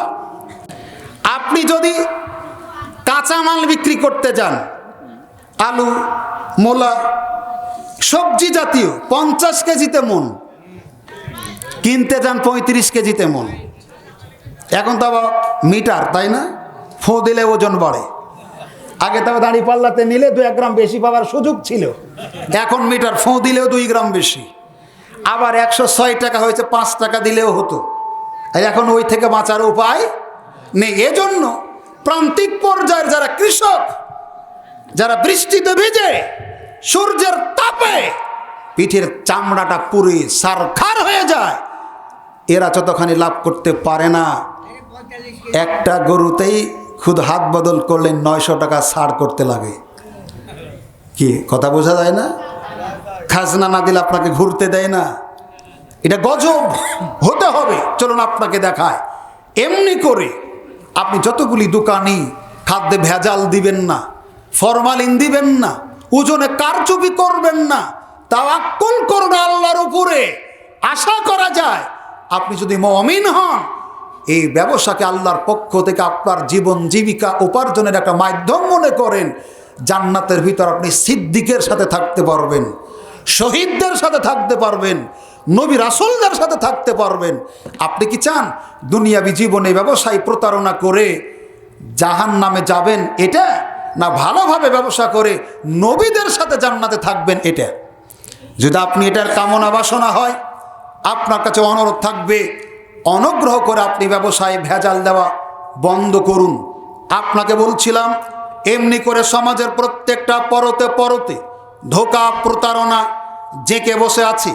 এরপরের যে বিষয়টা চলুন, রাসূল সাল্লাল্লাহু আলাইহি ওয়াসাল্লাম বলেছেন, কেউ যদি এমন কোনো জিনিসের দাবি করে অথচ এই জিনিস তার নয়, তার মানে কসম কেটে করে না, মামলা করে দেখেন করে কিনা বুঝতে পারবেন। টাকাতে সাক্ষী কিনে পাওয়া যায়। আশ্চর্য হয়ে কুটের বারান্দায় পা দিলি, আপনি তাহেরপুরে যান, পেঁয়াজ পট্টি পেঁয়াজ পাবেন, আলু পট্টি আলু পাবেন, গুড় পট্টি গুড় পাবেন, লালি পট্টি লালি পাবেন। কুটে গেলে দেখবেন কিসের দোকান বলেন? আইনের দোকান। সর্বোচ্চ এলএলবি পাস করা আপনি ভাই, দুই ভাই আসামিবাদী, আসামিকেও বলছে ভয় নাই, টেনশন করবেন না, ওর ভিটাতে ঘুঘু চড়াবো। বাদীকেও বলছে টেনশন করবেন না, ওর ভিটাতে ঘুঘু চড়াবো। উকিল ফি দুইজনের কাছ থেকে নিল, ভ্যানের ভাড়া গেল, রিক্সা ভাড়া গেল, বাসের ভাড়া গেল। হোটেলের কাছে যদি যার মনে হয় হোটেল বয় আপনার ডানা ছিঁড়ে ফেলবে, নওগাঁর বালুরা আপনার কুটের সামনে হোটেলে কোনোদিন আপনার তকদিরে যদি জুটে। আমি জীবনের প্রথমে সায়েদাবাদ বাস স্ট্যান্ডে যাওয়ার পর যে কন্ডিশন, মনে হয় বাসাল আমার দুই ডানা ছিঁড়ে ফেলবে, মানে কার বাসে কে তুলে, আরে ব্যাগকেল তুই ডানাটা ছেড়ে দে, কোন বাসে যাওয়া লাগবে আমি তো চিনি, তো ডানা ধরে একটা মানুষ কয় বাসে তুলবি। হোটেল বয়রা যেভাবে ডাকে মনে হয় কোনো শালাদুলা ভাইকে এত ভালো করে ডাকে না। একটু যেয়ে দেখেন কুটের সামনে হোটেলগুলিতে স্যার আসেন, হুজুর আসেন, মানে এমনভাবে ডাকে আর খাবার এমনভাবে দেয়, মানে শ্বশুর শাশুর বাড়িতে গেলেও এত আদর আর এত ডাকন ডাকে না। খাওয়ার পরে বলছে 700 টাকা বিল। টাকা টাকার, আলু বিক্রি করা টাকা আপনার, জমি ঋণ কোটে দেওয়া আপনার, জমি বিক্রি করা টাকা আপনার, কারণ আপনার ভাইয়ের ভিটাতে ঘুঘু চড়াবেন। আইনের ব্যবসা। এখানে উকিল যেভাবে কথা বলে জজের সাথে, দেখে তো অবাক, মনে হয় পিটাপিটি উকিল করে গেছে। কি কথা বুঝেননি? মারামারি করেছে তো আপনি আর আমি। উকিল যেভাবে বলে তো মনে হয় মারামারি ও করে গেছে। আশ্চর্য। রাসূল সাল্লাল্লাহু আলাইহি ওয়াসাল্লাম বলেছেন, মিথ্যা কথা বলে, মিথ্যা শপথ করে যারা এমন জিনিস দাবি করে জিনিসটা তার নয়, ওই ব্যক্তি আমার অন্তর্ভুক্ত নয়, আমার উম্মত নয়। অতএব সাবধান থাকবেন। গ্রাম্য সালিসে হোক আর যে কোনো বিচারালয়ে হোক না কেন, মিথ্যা সাক্ষী দেওয়া থেকে বাঁচবেন। এটা আপনার পরকাল হারানোর একটা মাধ্যম। দুনিয়াবী জীবনের সামান্য স্বার্থের কারণে আপনি পরকাল নষ্ট করছেন, এটা হতে দেওয়া যায় না। আপনি এই মিথ্যা সাক্ষ্য দেওয়া থেকে বাঁচার চেষ্টা করুন। আল্লাহ আমাদের সে তৌফিক দান করুন। আল্লাহুম্মা আমিন। সম্মানিত উপস্থিতি, রাসূলুল্লাহ সাল্লাল্লাহু আলাইহি ওয়াসাল্লাম বলেছেন, স্বভাবজাত ধর্ম হলো 10টি, সরাসরি হাদিসে একটাতে এসেছে 5টি। আমি কয়েকটা বলি। 1, আপনার গোঁফ কাটো করা। 2, দাড়ি লম্বা করা। 3, বগলের লোম উপড়িয়ে ফেলা। 4, নাভির নিচের অবাঞ্ছিত পশমগুলো মুন্ডানো। 5, খতনা করা। এরপর বলা হয়েছে গড়গড়ার সাথে কুলি করা, নখ কাটা। এইভাবে 10টি স্বভাবজাত ফিতরাতের ধর্ম। আল্লাহ নবী এর মাঝখান থেকে একটা কথা বলছেন, ওই ব্যক্তি আমার উম্মতের অন্তর্ভুক্ত নয় যে ব্যক্তি, কি বলেন, এটা তো বেজার হবেন, দেখেই বলি যাতে বেজার না হন। দেখেই বলি কি লেখা আছে। আপনাকে দেখায় মিসকাতুল মাসাবি 4438 নম্বর হাদিস। আল্লাহর নবী বলছেন, যে ব্যক্তি গোঁফ ছাঁটে না, কি ছাঁটে না, এখন একটু অনুবাদ উল্টা পাল্টা করেন তো, টিকটিকি আর গিরিগিটির মতো, তাইলে একটু সুবিধা, তাই না? মারতে বললেন নবী টিকটিকি, মারি আমরা। নবী ছাঁটতে বললেন গোঁফ, আমরা ছাঁটি, বলেন। ইস, একটু বদলাতে পারতে ভালো হলো। দেখেন, আপনাকে হাসাতে আসিনি। আল্লাহর নবী বলছেন, যে ব্যক্তি গোঁফ ছাঁটে না, এই ব্যক্তি আমার উম্মতের অন্তর্ভুক্ত নয়। নারী পুরুষের মধ্যে কয়েকটা পার্থক্য আছে। তার একটা হলো, আপনারাই বলেন যে মোষে মরদ আর গুছে, তাহলে যেই মরদের মোষ নাই সে কি? থাকাও তো লাগবে। দেখেন আশ্চর্য, নারী পুরুষের মধ্যে আলাদা করার একটা মাপকাঠি দাড়ি। দুনিয়াবি জীবনে গুরুত্বপূর্ণ যত সুন্নাত, এর মধ্যে উল্লেখযোগ্য একটা সুন্নাত হলো দাড়িকে লম্বা করা। দাড়ি রাখুন, যৌন ক্ষমতা রক্ষা পাবে। দাড়ি রাখুন, ব্লেডের খরচ বেঁচে যাবেন। দাড়ি রাখুন, নারী পুরুষকে সহজে চেনা সহজ হবে। আপনাকে বলছিলাম দাড়ি ছাড়া বন্ধ করুন। দাড়ি ছাড়া বন্ধ না করলে যৌন ক্ষমতা হারাবেন। নারী পুরুষের পার্থক্য করা সম্ভব হবে না। রসুলের একটা সুন্নাতকে অবজ্ঞা করার কারণে তার উম্মাত থেকে খারিজ হয়ে যাবেন। আল্লাহর নবী বলেছেন, যারা গোঁফ ছাঁটে না তারা আমার উম্মাতের অন্তর্ভুক্ত নয়। এর পাশে আর একটা কথা বলি, আমরা এই 10টা স্বভাবজাত বিষয় আছে, এর মধ্যে 9টা বিষয়কে মূল্যায়ন করি না মোটেও, একটা বিষয়কে শুধু মূল্যায়ন করি। বলতে পারেন সেটা কি? খাতনা করা। জি, আপনি যখন নখ কাটেন, নখ কাটাও সুন্নাত। যখন আপনি মোষ ছাটেন, এটাও সুন্নাত। বগলের লোম ফেলেন, এটাও সুন্নাত। নাভির নিচের পশম মুন্ডন করেন, এটা সুন্নাত। গড়গড়ায় কুলি করেন, এটা সুন্নাত। আঙ্গুল কেলাল করেন, এটাও সুন্নাত। কিন্তু আঙ্গুল কেলাল করতে অনুষ্ঠান হয় না, চুল কাটতে অনুষ্ঠান হয় না, মোষ কাটতে অনুষ্ঠান হয় না, নাভির নিচের পশম কামাতে অনুষ্ঠান হয় না, বগলের লোম তুলে ফেলতে অনুষ্ঠান হয় না। কিন্তু সুন্নাতে খাতনা করতে গিয়ে অনুষ্ঠান করতে আমি নিষেধ করিনি। আমি কেন নিষেধ করব? তবে আপনাকে বলতে এসেছি, আপনি সুন্নাতে খাতনার অনুষ্ঠানে 100 লোককে খাওয়ান, যেদিন বগলের লোম উপড়াবেন অন্তত 10টা লোককে খাওয়ান। হাদিস বের করেন, একই হাদিসে সুন্নাতের কথাগুলি লেখা আছে। একই হাদিসে আপনি যেই দিন সুন্নাতে খাতনার অনুষ্ঠানকে 500 মানুষকে খাওয়ালেন, যেদিন নাভির নিচের অবাঞ্ছিত লুমগুলি ফেলবেন, সেই দিন অন্তত চেয়ারম্যান, মেম্বার, ওয়ার্ড মেম্বার, এরকম মোটামুটি 10-15টা লোককে বলেন। কি অপরাধ তাদের বলেন তো? কোনো অপরাধ করেছে আপনাদের কাছে? অপরাধ যদি না করে, একই নবীর বলা 10টা আমল, 9টার ব্যাপারে 1 টাকাও খরচ করলেন না। আরে খাতনার অনুষ্ঠানে এত করলেন কেন? বোঝা যাচ্ছে আপনি বড় লোক হলেও আপনার ভিতরে লজ্জার যথেষ্ট অভাব। আপনি নির্লজ্জ, আপনি বেহায়া, আপনি ইতর।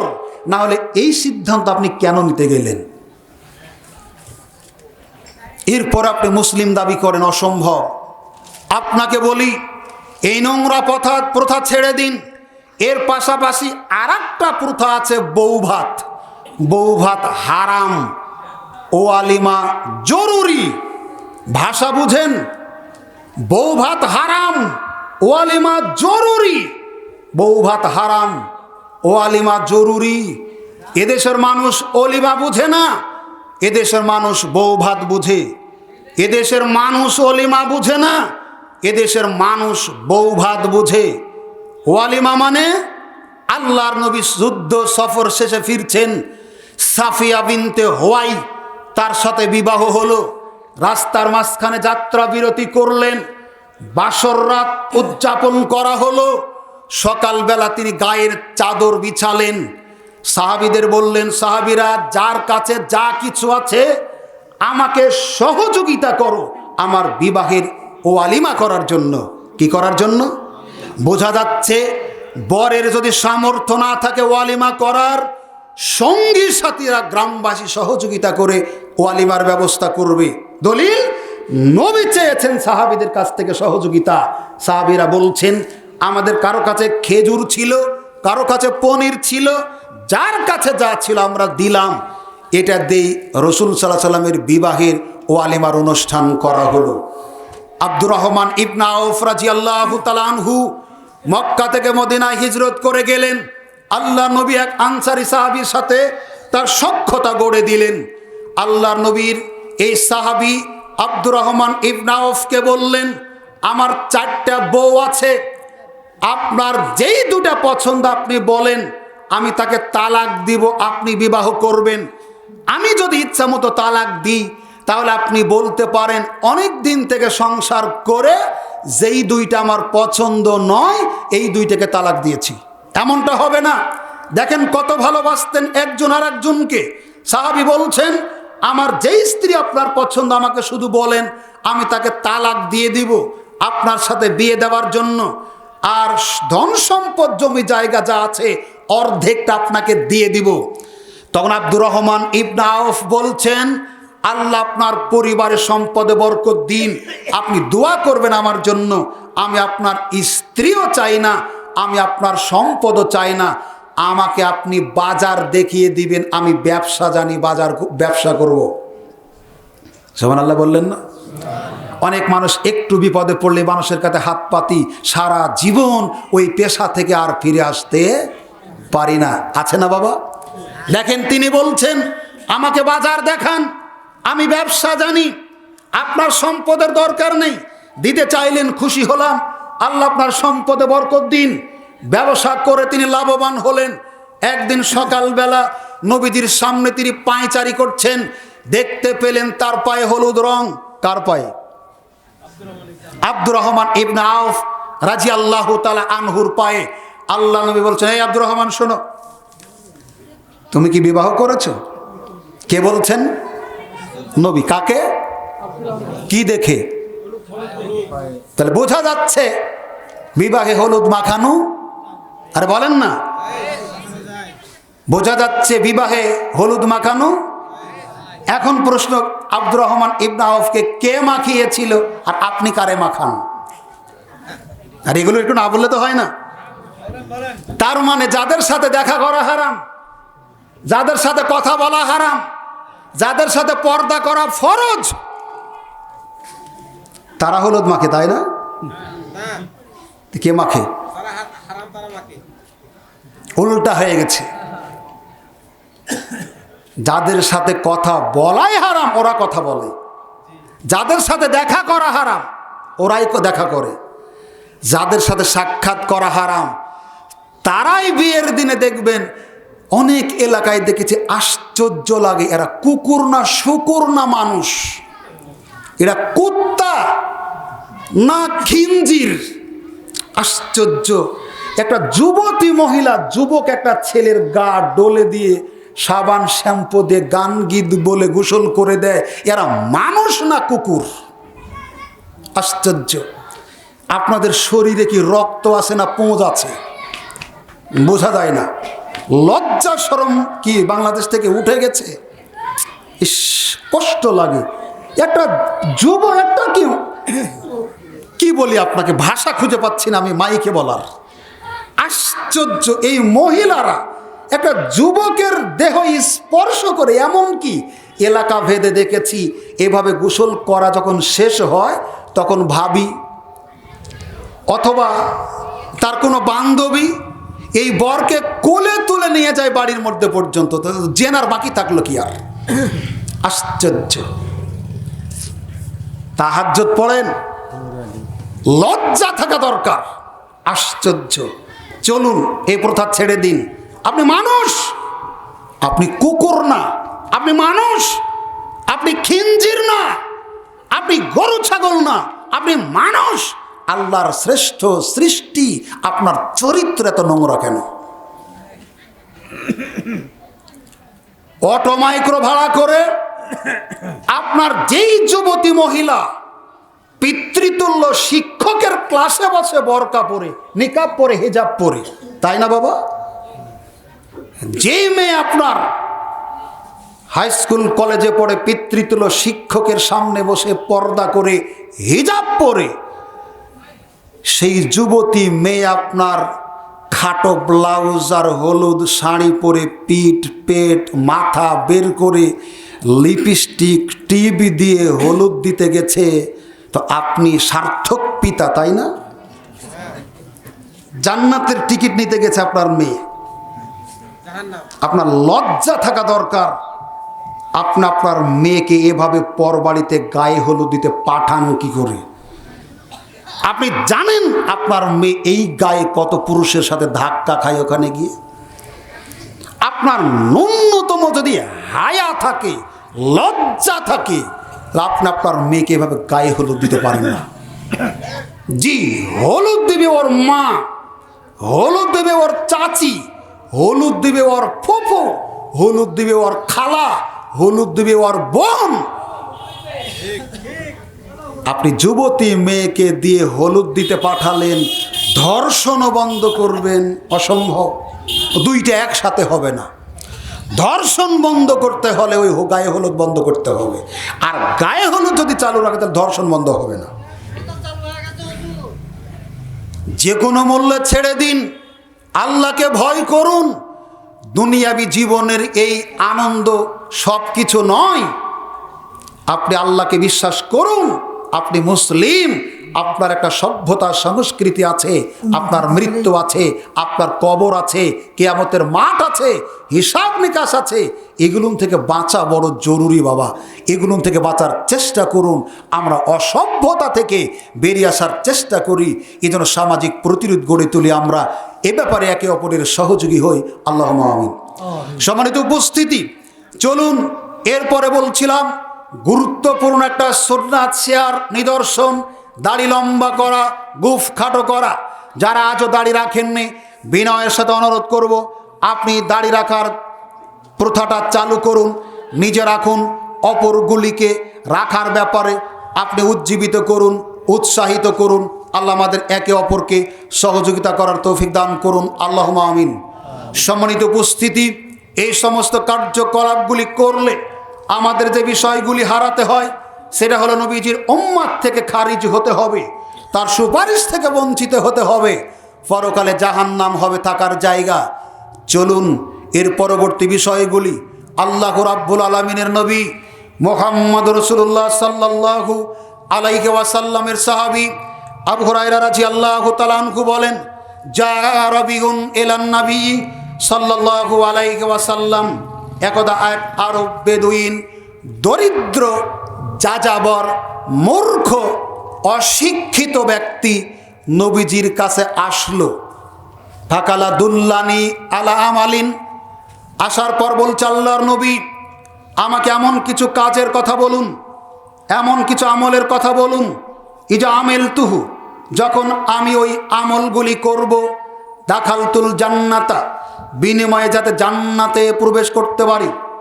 তার মানে এমন অনেক পিতৃতুল্য মুরব্বীকে আমরা দেখি হাউমাউ করে কাছে এসে বলে, বাবা বয়স হয়ে গেছে, বড় বড় দোয়াগুলি মুখস্থ করতে আর পারি না, ধরে রাখতে পারি না, ছোট ছোট আমল করার মতো কিছু দোয়া কালাম শিখিয়ে দাও। বলে না বাবা, বলে না? ঠিক একই ধরনের লোক নবীর কাছে এসে বলছে, আল্লাহর নবী আমাকে এমন কিছু আমলের কথা শিখিয়ে দিন, ওই আমলগুলি করলে আমি যাতে জান্নাতে যেতে পারি। কোথায় যেতে পারি? কোথায় যেতে পারি? আপনারা জানতে চান না? আল্লাহর নবী তখন বলছেন, কি বলছেন? জান্নাতে যাওয়ার, বলেন, জান্নাতে যাওয়ার আমল। কি শিখাবেন? মাঝে মধ্যে জিজ্ঞাসা করছি যে আপনারা ঘুমাচ্ছেন কিনা। জান্নাতে যাওয়ার আমল শিখাতে গিয়ে তিনি বলছেন, তা'বুদুহু ওয়ালা তুশরিকু বিহি শাইয়ান, আল্লাহর ইবাদত করো, তার সাথে কোনো কিছুকে শরীক করো না। তার মানে শিরক মুক্ত ইবাদত জান্নাতে যাওয়ার এক নম্বর মাধ্যম।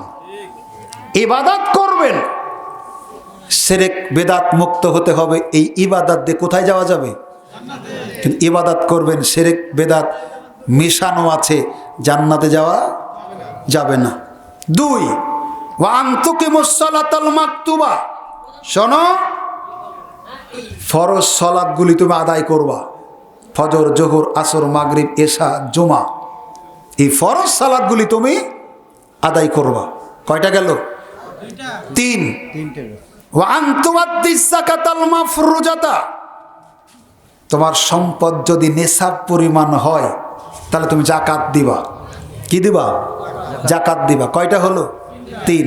4, ওয়া তাসুমু রামাজান, রামাজান আসবে 1 বছর পর পর আসলে তুমি সিয়াম রেখো। কয়টা হলো? 4টে। এবার শোনেন, প্রশ্নকারী লোকটা বলছে, কে বলছে? ওয়াল্লাযী নাফসি বিয়াদিহি, ওই আল্লাহর কসম যার হাতে আমার জীবন। কসম কার? কসম কার? আল্লাহর নামে কসম করছে প্রশ্নকারী।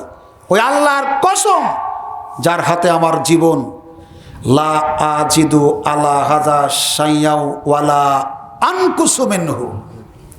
আল্লাহর নবী আপনি যা বলেছেন তাই করব, যতখানি বলেছেন ততখানি করব, যেভাবে বলেছেন সেভাবে করব। আরবি যারা বুঝেন একটু এক লাখ অর্থ করেন তো। লা আজিদু, লা না, আজিদু বেশি করব, লা না বেশি করব না, ওয়ালা আনকুসু খাটো করব না, কমও করব না। যা বলেছেন খুব গুরুত্ব দেবেন, যা বলেছেন কমও করব না, বেশিও করব না। কসম করলো আল্লাহর নামে। ফালাম্মা ওয়াল্লাহ, কসম করে নবীর কাছে স্বীকৃতি দিয়ে অতঃপর যখন বাড়ির দিকে লোকটা চলে যাচ্ছিল, তখন আল্লাহর নবী উপস্থিত আর যারা সাহাবীরা ছিলেন তাদেরকে উদ্দেশ্য করে বললেন, মান সাররাহু আইয়ানজুরা ইলা রাজুলিন মিন আহলিল জান্নাহ। ও আমার সাহাবীরা শোনো, তোমাদের মধ্যে কোনো লোক জান্নাতি কোনো মানুষকে দেখে যদি খুশি হতে চাও, অন্তরকে প্রশান্ত করতে চাও, আন্তরিক পরিতৃপ্তি লাভ করতে চাও, ফালয়ানজুর ইলা হাজা, বাড়ির দিকে যাচ্ছে ওই লোকটার দিকে দেখো, ওই লোকটাই জান্নাতি লোক। এখন প্রশ্ন, সুবহানাল্লাহ, সবাই প্রতিযোগিতা করে বললাম কার আগে কে বলতে পারি, তাই না? এখন প্রশ্ন, হাদিসটা বুঝতে পেরেছেন কিনা?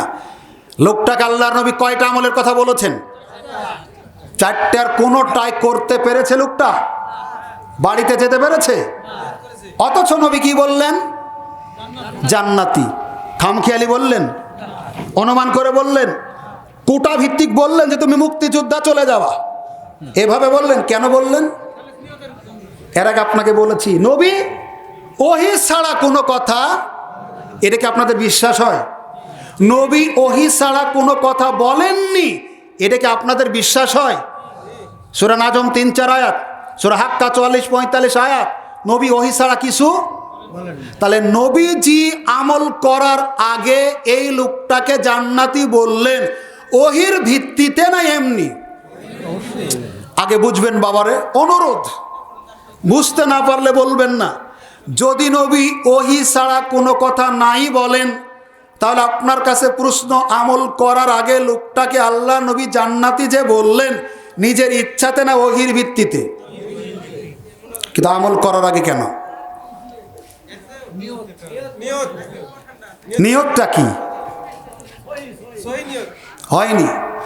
ধর্ম পালন করতে গিয়ে কম বেশি না করা, শুধু অনুবাদ, ব্যাখ্যা পরে করেন। ব্যাখ্যা আমার মতো আমি করি, আপনার মতো আপনি করেন, অনুবাদটা নিয়ে যান বাড়ি পর্যন্ত। লা আজিদু আলা হাযা শাইয়াও ওয়ালা আনকুসু মিনহু, নবী যেটা শিখিয়েছেন আমি ওটাই করব, করতে গিয়ে কম বেশি পারবো না, আমি করবই না। পারবো তো ততটুকুন করব যতটুকুন ইসলাম সমর্থন করে। একটু সামনে নিয়ে যাব, একটু ঠিকঠাক কম বলেন, পরে ক্ষতি হবে আপনার। দেখেন, আপনাকে দেখায়, আপনি কোনো চাকুরিতে যাবেন, অফিসের ফরমান, চেয়ারম্যানের নাগরিকত্বের সার্টিফিকেট লাগবে, সার্টিফিকেট কম্পিউটার থেকে আপনি বের করে নিয়েছেন, সব কিছু আছে, চেয়ারম্যানের সিগনেচার নাই, এই কাগজ চলবে না। 22 টাকা কেজি আর এই কাগজের দামের মধ্যে কোনো পার্থক্য আছে? কিন্তু যখন চেয়ারম্যান সাহেব সই করবেন তখন খুব ভালো বোঝেন তো ভাই আপনারা, কিন্তু মানতে গিয়ে এত ভেজাল করেন কেন? সুন্দর বুঝতেছেন, আলহামদুলিল্লাহ, ভালো লাগতেছে। আর কিছুক্ষণ চালালে থাকবেন? আচ্ছা, তাইলে একটা কাগজে আপনি এভাবে চেয়ারম্যানের সিল সই নেওয়ার পরে কাগজের মান বাড়লো, তাই না বাবা? কাগজটা অফিস আদালতে সাবমিট করার মতো হলো, যদি সিল মারার আগে হয় নাই, ছিল না।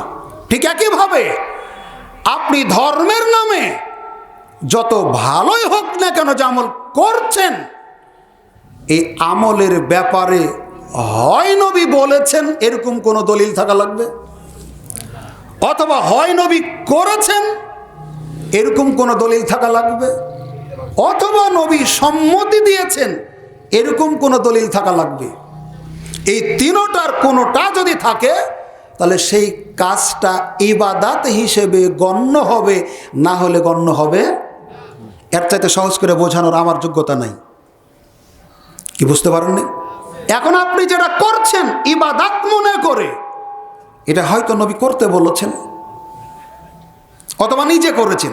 তবে এখানে কিছু কথা, নবীর জন্য অনেক বিষয় নির্দিষ্ট ছিল, খাস ছিল।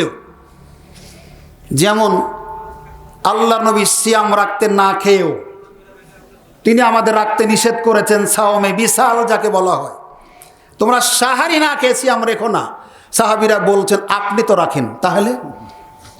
তখন তিনি বলছেন দেখো আমাকে আল্লাহ ঘুমের ভিতরে খাওয়ান। সুবহানাল্লাহ বললেন না?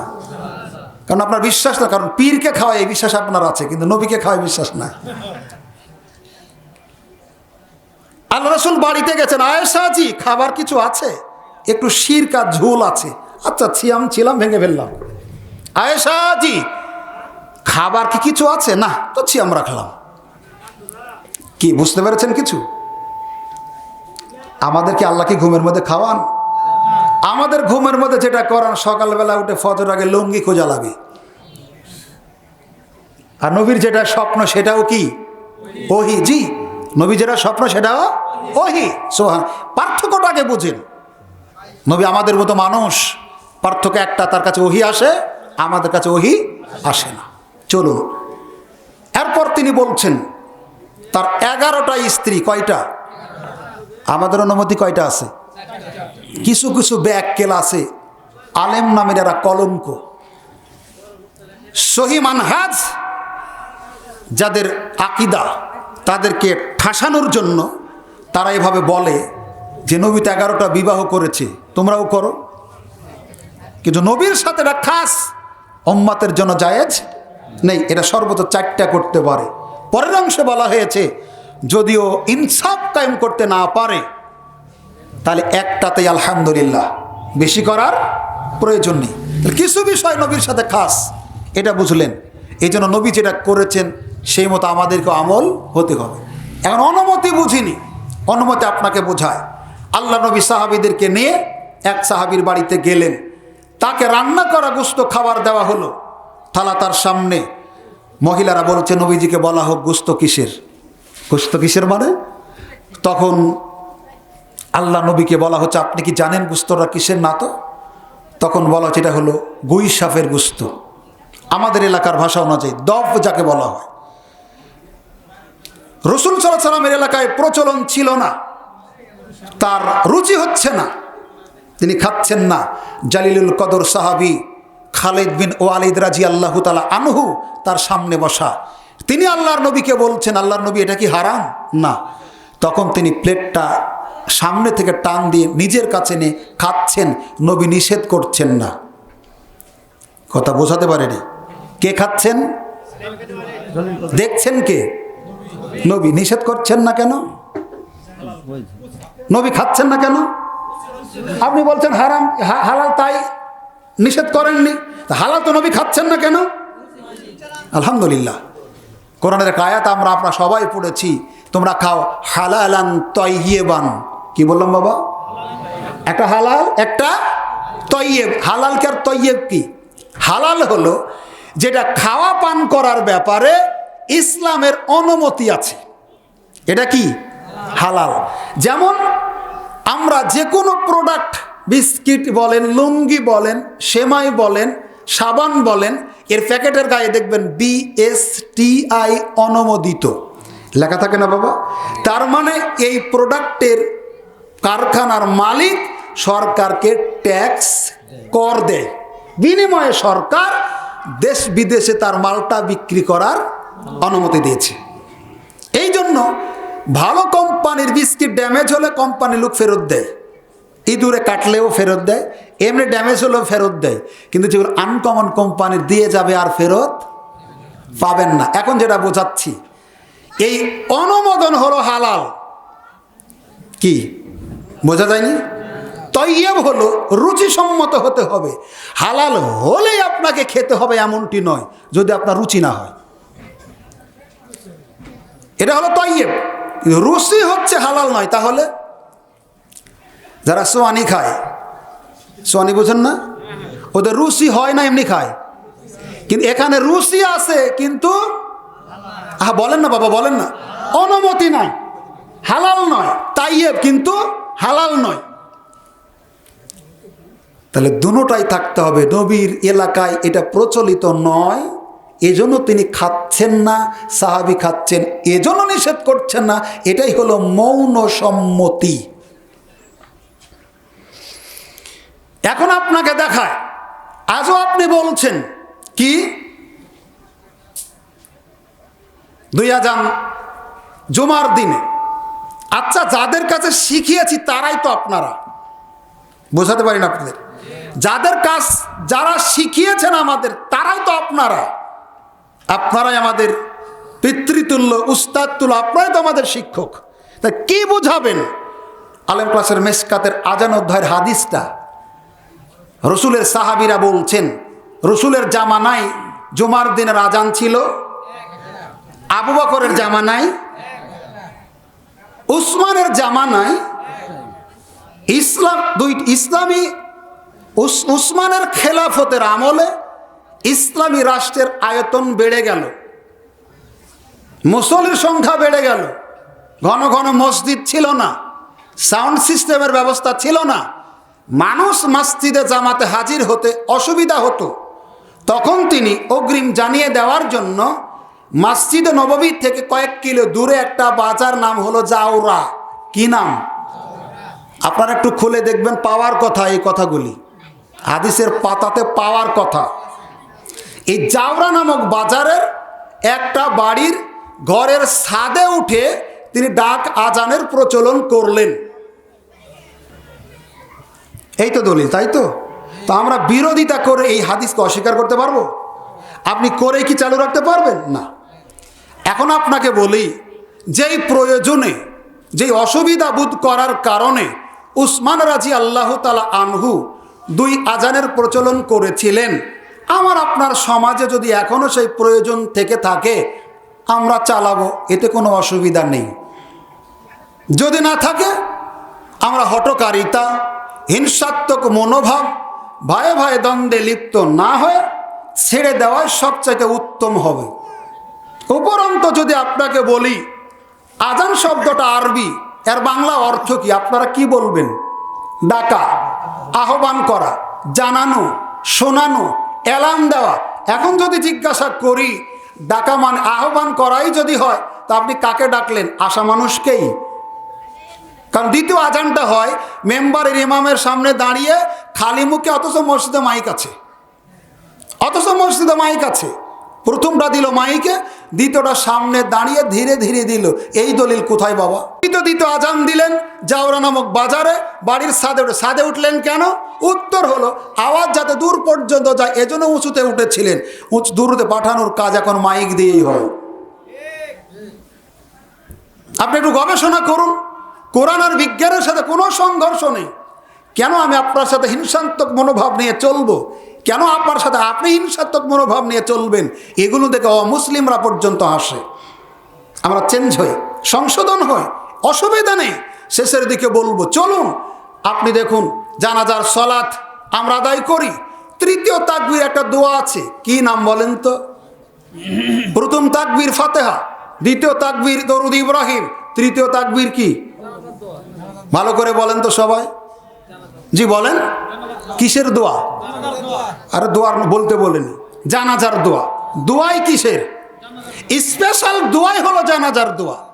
অর্থটা করেন তো, আল্লাহ মাগফিরলি, হে আল্লাহ আমাকে লেহাইয়ে না, যারা জীবিত আছে, মাইয়েতে না, সাগিরে না, কাবিরে না, শাহেদে না, গাইবে না। আপনারা পারতেছেন তো। হে আল্লাহ আমাকে ক্ষমা করো, যারা বেঁচে আছে তাদের ক্ষমা করো। আমার দোয়াতে শামিল করছি কখন? সালাতের 3য় তাকবীরে, তাই না বাবা?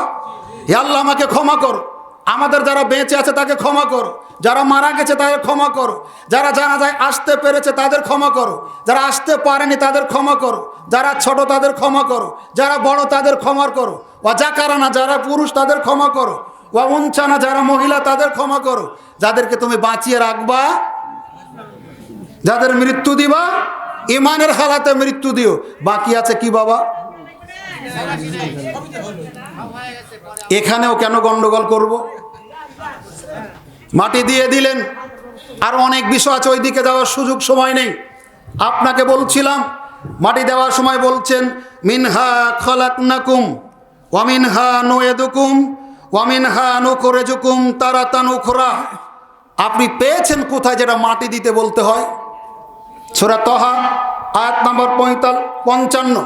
আল্লাহ আমাকে আপনাকে বোঝাচ্ছেন, ও মানুষ তুমি ফুটানি যত করো, মিনহা খালাকনাকুম, তোমাকে আমি সৃষ্টি করেছি মাটি থেকে, ওয়া ফিহা নুইদুকুম, তোমাকে ঢোকানো হচ্ছে, ওয়া মিনহা নুখরিজুকুম তারাতান উখরা, আবার যখন উঠাবো ওখান থেকে উঠাবো। কে বলেছে আপনাকে মাটি দেওয়ার দোয়া এটা? বিসমিল্লাহ বলে হবে না, বিসমিল্লাহ বলতে হবে। বিসমিল্লাহ বললে হবে কি? বলতে হবে। সকল ভালো কাজের দোয়া শুরুতে বিসমিল্লাহ। আপনাকে বলি, মাটি দেওয়ার সময় আপনি সব কিছু দিলেন, এরপর হুজুর বলছে পানি কোথায় আনো? কেন? আজাব গজব হলে পানি দিলে নিভে যাবে, যদি না হয় তাহলে কাদো হবে, তখন কি করবেন? আপনার বুদ্ধিতে ধর্ম চলে না, আপনার এটা নিজের আপনার মস্তিষ্ক প্রসূত জ্ঞান। পানি দেওয়া যায়, যদি ধুলাবালি ওড়ার সম্ভাবনা থাকে তাহলে গুনাহ মাফ করবেন, আযাব ক্ষমা করবেন, এই নিয়তে দিলে আপনার আমলটা বেদাতি আমল হবে। এরপরে 4টা ডাল আনলেন, 4 কোণে পুঁতে দিয়ে 4 কুল আর 4 কালমা পড়লেন। খেজুরের ডাল, ডাল দেওয়ার হাদিসও আছে। খুলুন আলেম ক্লাসের মেশকাত 2য় খণ্ড কবরের সালাত অধ্যায় 1ম পরিচ্ছেদের 1 নম্বর হাদিস। আব্দুল্লাহ ইবনে আব্বাস রাদিয়াল্লাহু তাআলা আনহু বলেন, একদিন আল্লাহর নবী 2টি কবরের পাশ দিয়ে যাচ্ছিলেন। কয়টি কবরের? আরেকটা হাদিস আছে বনি নাজ্জারের বা খেজুরের বাগানের মধ্যে দিয়ে যাচ্ছিলেন। ওই হাদিস আছে 5-6টা কবরের কথা, এই হাদিস আছে 2টা কবরের কথা। তো আল্লাহর নবীর খচ্চরটা উচুট খেওয়ার উপক্রম হলো, পড়ে গেলেন। অথবা তিনি 2টি কবরকে লক্ষ্য করে বললেন সাহাবীদেরকে, তোমরা কি চেনো কেউ? এই লোকগুলি কোন জামানার? তখন সাহাবীরা বলতেন শিরকের জামানার লোক, মারা গেছে। তখন নবীজি বলছেন এদের কবরে শাস্তি দেওয়া হচ্ছে, তবে বড় কোনো পাপের কারণে নয়। কি পাপ? তাদের 2 জনের একজন লা ইয়াস্তাতিরু মিনাল বাউলি, শোনেন, পেশাব করত, পানিও নিত, লেপ্রাইটও করত, কিন্তু সিটা ফোটা গায়ে লাগতো, খেয়াল করতো না। বক্তা সুরের বক্তা পরে আসবে, অপেক্ষা করেন, অসুবিধা নাই, কিছুটা আগিয়ে নি। আল্লাহর নবী বলছেন কবরে শাস্তি হচ্ছে পেশাবের ছিটা ফোটা গায়ে লাগে। এজন্য আপনি পেশাব করে পানিই নেন না, তো কুত্তার আপনার মধ্যে পার্থক্য কি? বুঝান তো। কুত্তা পেশাব লাগলে কেবলা মানে না, পানি আছে কিনা দেখে না, ঢেল আছে কিনা দেখে না, টিস্যু আছে কিনা দেখে না, আপনিও দেখেন না, তো কুত্তার আপনার পেশাব করার মধ্যে পার্থক্য কোথায়? হাসতেছেন? নবী বলছেন আল কবরু আউয়ালু মানজিলিন মিন মানাজিল আল আখিরা, মানুষের মৃত্যুর পরে কবর হলো প্রথম মানজিল। কবরে যদি কেউ মুক্তি পায়, বাকি সবগুলিতে সে মুক্তি পাবে। পেশাব গায়ে লাগলে কবরে আটকে যাবেন, আর কবরে আটকে গেলেন তো সবগুলিতে আটকে গেলেন। আপনি আজও পানি নেন না, আশ্চর্য। ও আখিরুহুমা ইয়ামশি বিন নামিমা, 2য় জন গীবত করত, স্টলে বসলে একজন আরেকজনের বদনাম করত, হোটেলে বসলে বদনাম করত, যাত্রী ছাউনিতে বসলে বদনাম করত। পুরুষের ভিতরে গীবতের প্রবঞ্চনা খুব কম, নারীদের ভিতরে একবারে ভয়ঙ্কর। একজন মহিলা ছিল তো ভালো, 2 জন হলো একটু খারাপ, 3 জন যদি হয়, থালা বাসন নিয়ে গেছে ঘাটে, বিবাহের কথা ঘটক শুরু করলো কোন কথা দিয়ে, ওখান থেকে শুরু বাসর রাত ফিরনি পর্যন্ত শেষ করে দিল। মা বোন, গীবত বন্ধ করুন, কবরের শাস্তি থেকে বাঁচতে পারবেন। গীবত বন্ধ করুন, আমল নামা ডান হাতে পাবেন। গীবত বন্ধ করুন, দুনিয়াবি ফিতনা ফাসাদ থেকে বাঁচতে পারবেন। বোঝাতে চাচ্ছি, আল্লাহর নবী বলছেন 2টি কবরে শাস্তি দেওয়া হচ্ছে। এরপর তিনি বললেন, শোনো, একটা খেজুরের গাছ থেকে ডাল আনালেন। কয়টা? একটা ডাল। একটা ডাল নিয়ে এসে মাঝখান দিয়ে ছিঁড়ে দুই ভাগ করলেন। ছিঁড়া মানে অন্য বুঝবেন, ভাঙলেন, জি, পৃথক দুই ভাগ করলেন। এখন বুঝতে পারেননি? একটা ডাল দুই ভাগ করে দুই কবরে গেড়ে দিলেন, দিয়ে মাঝখান দিয়ে ছিঁড়ে দিলেন, চিরে দিলেন। সাহাবীরা জিজ্ঞাসা করলেন, এরকম কেন করলেন? তখন তিনি বললেন, ডাল দুটি যতদিন না শুকাবে সম্ভবত তাদের কবরের আযাব হালকা করা হবে। তবে খেজুরের ডালের কারণে নয়। কার কারণে? নবীজির কারণে। এখন আপনি বলছেন, হুজুর এই তো দলিল, এরপর আপনারা কেন নিষেধ করেন? নিষেধ করি আপনাকে এজন্যই, বলেন তো যেই দুটি কবরে নবী ডাল দিলেন, এটা নতুন কবর না পুরাতন কবর? আর আপনি দেন, নবী দিলেন এক কবরে এক ডালের দুই ভাগ, দুই ভাগের এক ভাগ, আপনি এক কবরে দিলেন। এখন আপনি দেখেন তো এফএনএফ গ্রামীণ আর বাংলা লিঙ্ক কি হবে? হ্যাঁ, এফএনএফ হবে গ্রামীণ টু গ্রামীণ, এফএনএফ হবে Bangla to Banglalink to Banglalink, FNF হবে রবি টু রবি। আপনি যে রবির সাথে গ্রামীণের প্যাঁচ পাকায় নিয়ে আসেন। অতএব যেটাকে সুন্নাত ভাবছেন ওটাই চূড়ান্ত বেদাত, আর যেটাকেই বেদাত ভাবছেন ওটাই চূড়ান্ত সুন্নাত। কোনটা? ডাল দেওয়াটাই বেদাত, না দেওয়াটাই সুন্নাত। আর হাদিস পাবেন, এক সাহাবীর কবর দেওয়া হয়েছিল, মারা যাওয়ার আগে তিনি ওসিয়ত করে গিয়েছিলেন আমার কবরে যাতে ডাল দেওয়া হয়। আপনারটা কি ওসিয়ত করা? পাইকারি সবগুলিতে দিলেন। চলুন, এরপর আল্লাহ নবী বলছেন, সাহাবীরা শোনো, তোমরা তোমাদের ভাইকে কবরস্থ করে চলে যাও না, তার জন্য দোয়া করো। কারণ কবরে তাকে ফেরেশতারা প্রশ্ন করবে, প্রশ্নের জবাব যাতে সে সঠিকভাবে দিতে পারে, আল্লাহ তার কদমটাকে যাতে শক্ত করে রাখেন, দৃঢ় রাখেন, ইস্তাকামাত রাখেন, এজন্য দোয়া করো। কে বলেছে আপনাকে দোয়া করা যাবে না? দোয়া করতে বাধ্য আমরা, দোয়া করতে বাধ্য আমি আপনি। মানুষ মারা যাওয়ার পরে দোয়া করতে আমি আপনি বাধ্য। তবে আপনাকে বলি, কি দোয়া করবেন? বিবাহ পড়ানোর পরে যেটা পড়েন এটাও কি মাটি দেওয়ার পরে পড়বেন? কি বলেন? আর কথা বলছেন না কেন? না, মাটি দেওয়ারই একটা দোয়া আছে, সেটা পড়বেন। আল্লাহ রাসূল বলছেন, আল্লাহু মাগফির লাহু ওয়া সাব্বিতহু। মুখস্থ করেন, আল্লাহু মাগফির লাহু ওয়া সাব্বিতহু। হে আল্লাহ, তুমি তাকে ক্ষমা করো। উত্তর দেওয়ার ব্যাপারে তার পাকে তুমি সুদৃঢ় রাখো, ইস্তেমাক রাখো, যাতে সে প্রশ্নের জবাব দিতে পারে। এই দোয়া পড়ে। হুজুরের জানা নাই ভিন্ন কথা, হুজুরের যে দোয়া জানা নাই এটা আমরা বহু আগে জানি।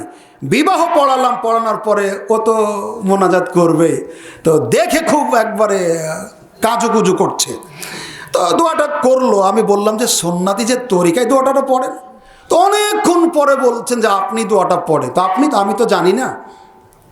কি বুঝলেন? তার মানে দোয়াটা হচ্ছে, আমরা দেখি বাদ সমাজে যে মানুষ মারা যাওয়ার পরেও যেই দোয়া বলে দোয়া করা, তাজা মানুষ হলে ওই দোয়া পড়া, অসুখ বিসুখ হলে ওই দোয়া পড়া, বিবাহ দেওয়ার পরে একই দোয়া পড়া। এই দোয়া আর সরকারি মেডিকেলের ট্যাবলেট একই রকম হয়ে গেছে। মানে অসুখ যেটাই হোক, সকালে দুইটা, দুপুরে দুইটা, বিকালে দুইটা হয়ে গেল। আপনাকে বলি বাবা, মসজিদে ঢোকার একটা দোয়া আছে না, টয়লেটে ঢোকার একটা দোয়া আছে না? তো টয়লেটে ঢোকার দোয়া যদি মসজিদে ঢোকার সময় পড়েন তাহলে হবে না কেন? দোয়াই তো। এজন্য অনুরোধ করব, আলেম ওলামারা আপনাদেরকে ভুল কোনো তথ্য দেয় না। হয়তোবা কালে ভদ্রে পরিস্থিতির আলোকে আমার দাপট যেখানে বেশি, আমার মতো করে সেই মুক্তাদেরকে চালানোর চেষ্টা করি। আপনার দাপট যেখানে বেশি, সেই দাপটে সমাজ পরিচালনা করার চেষ্টা করেন।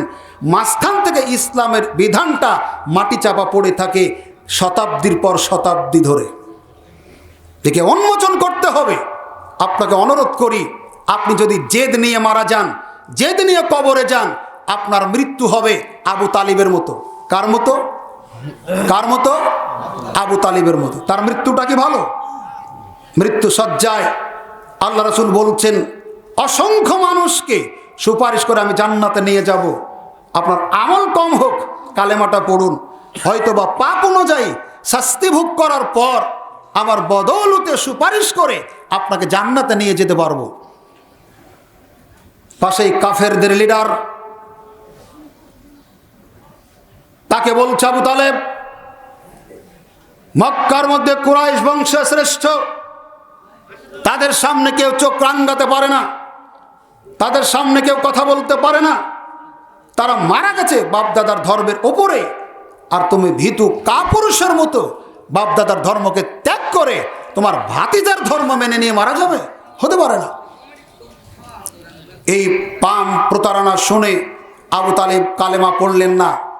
রাসূল সাল্লাল্লাহু আলাইহি ওয়াসাল্লাম এমন খারাপ হয়ে গেল, আল্লাহ সুবহানাহু ওয়া তাআলা আয়াত নাজিল করে তাকে সান্ত্বনা দিচ্ছেন, হে রাসূল ইন্নাকা লা তাহদি মান আহবাবতা, হে রাসূল তুমি যাকে ভালোবাসো ইচ্ছা করলে তাকে হেদায়েত করতে পারবে না।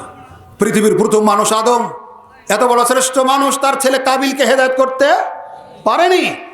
পৃথিবীর একজন শ্রেষ্ঠ নবী লূত আলাইহিস সালাম তার স্ত্রীকে হেদায়েত করতে পারেনি। নূহ আলাইহিস সালাম যাকে দ্বিতীয় আদম বলা হয় তার ছেলেকে হেদায়েত করতে পারেনি। 1,24,000 নবী রাসূল মধ্যে 10-12 জন নবী ছাড়া সমস্ত নবী ইব্রাহিম বংশের, তাকে আবুল আম্বিয়া বলা হয়, তিনি নিজের বাপ আজরকে হেদায়েত করতে পারেননি।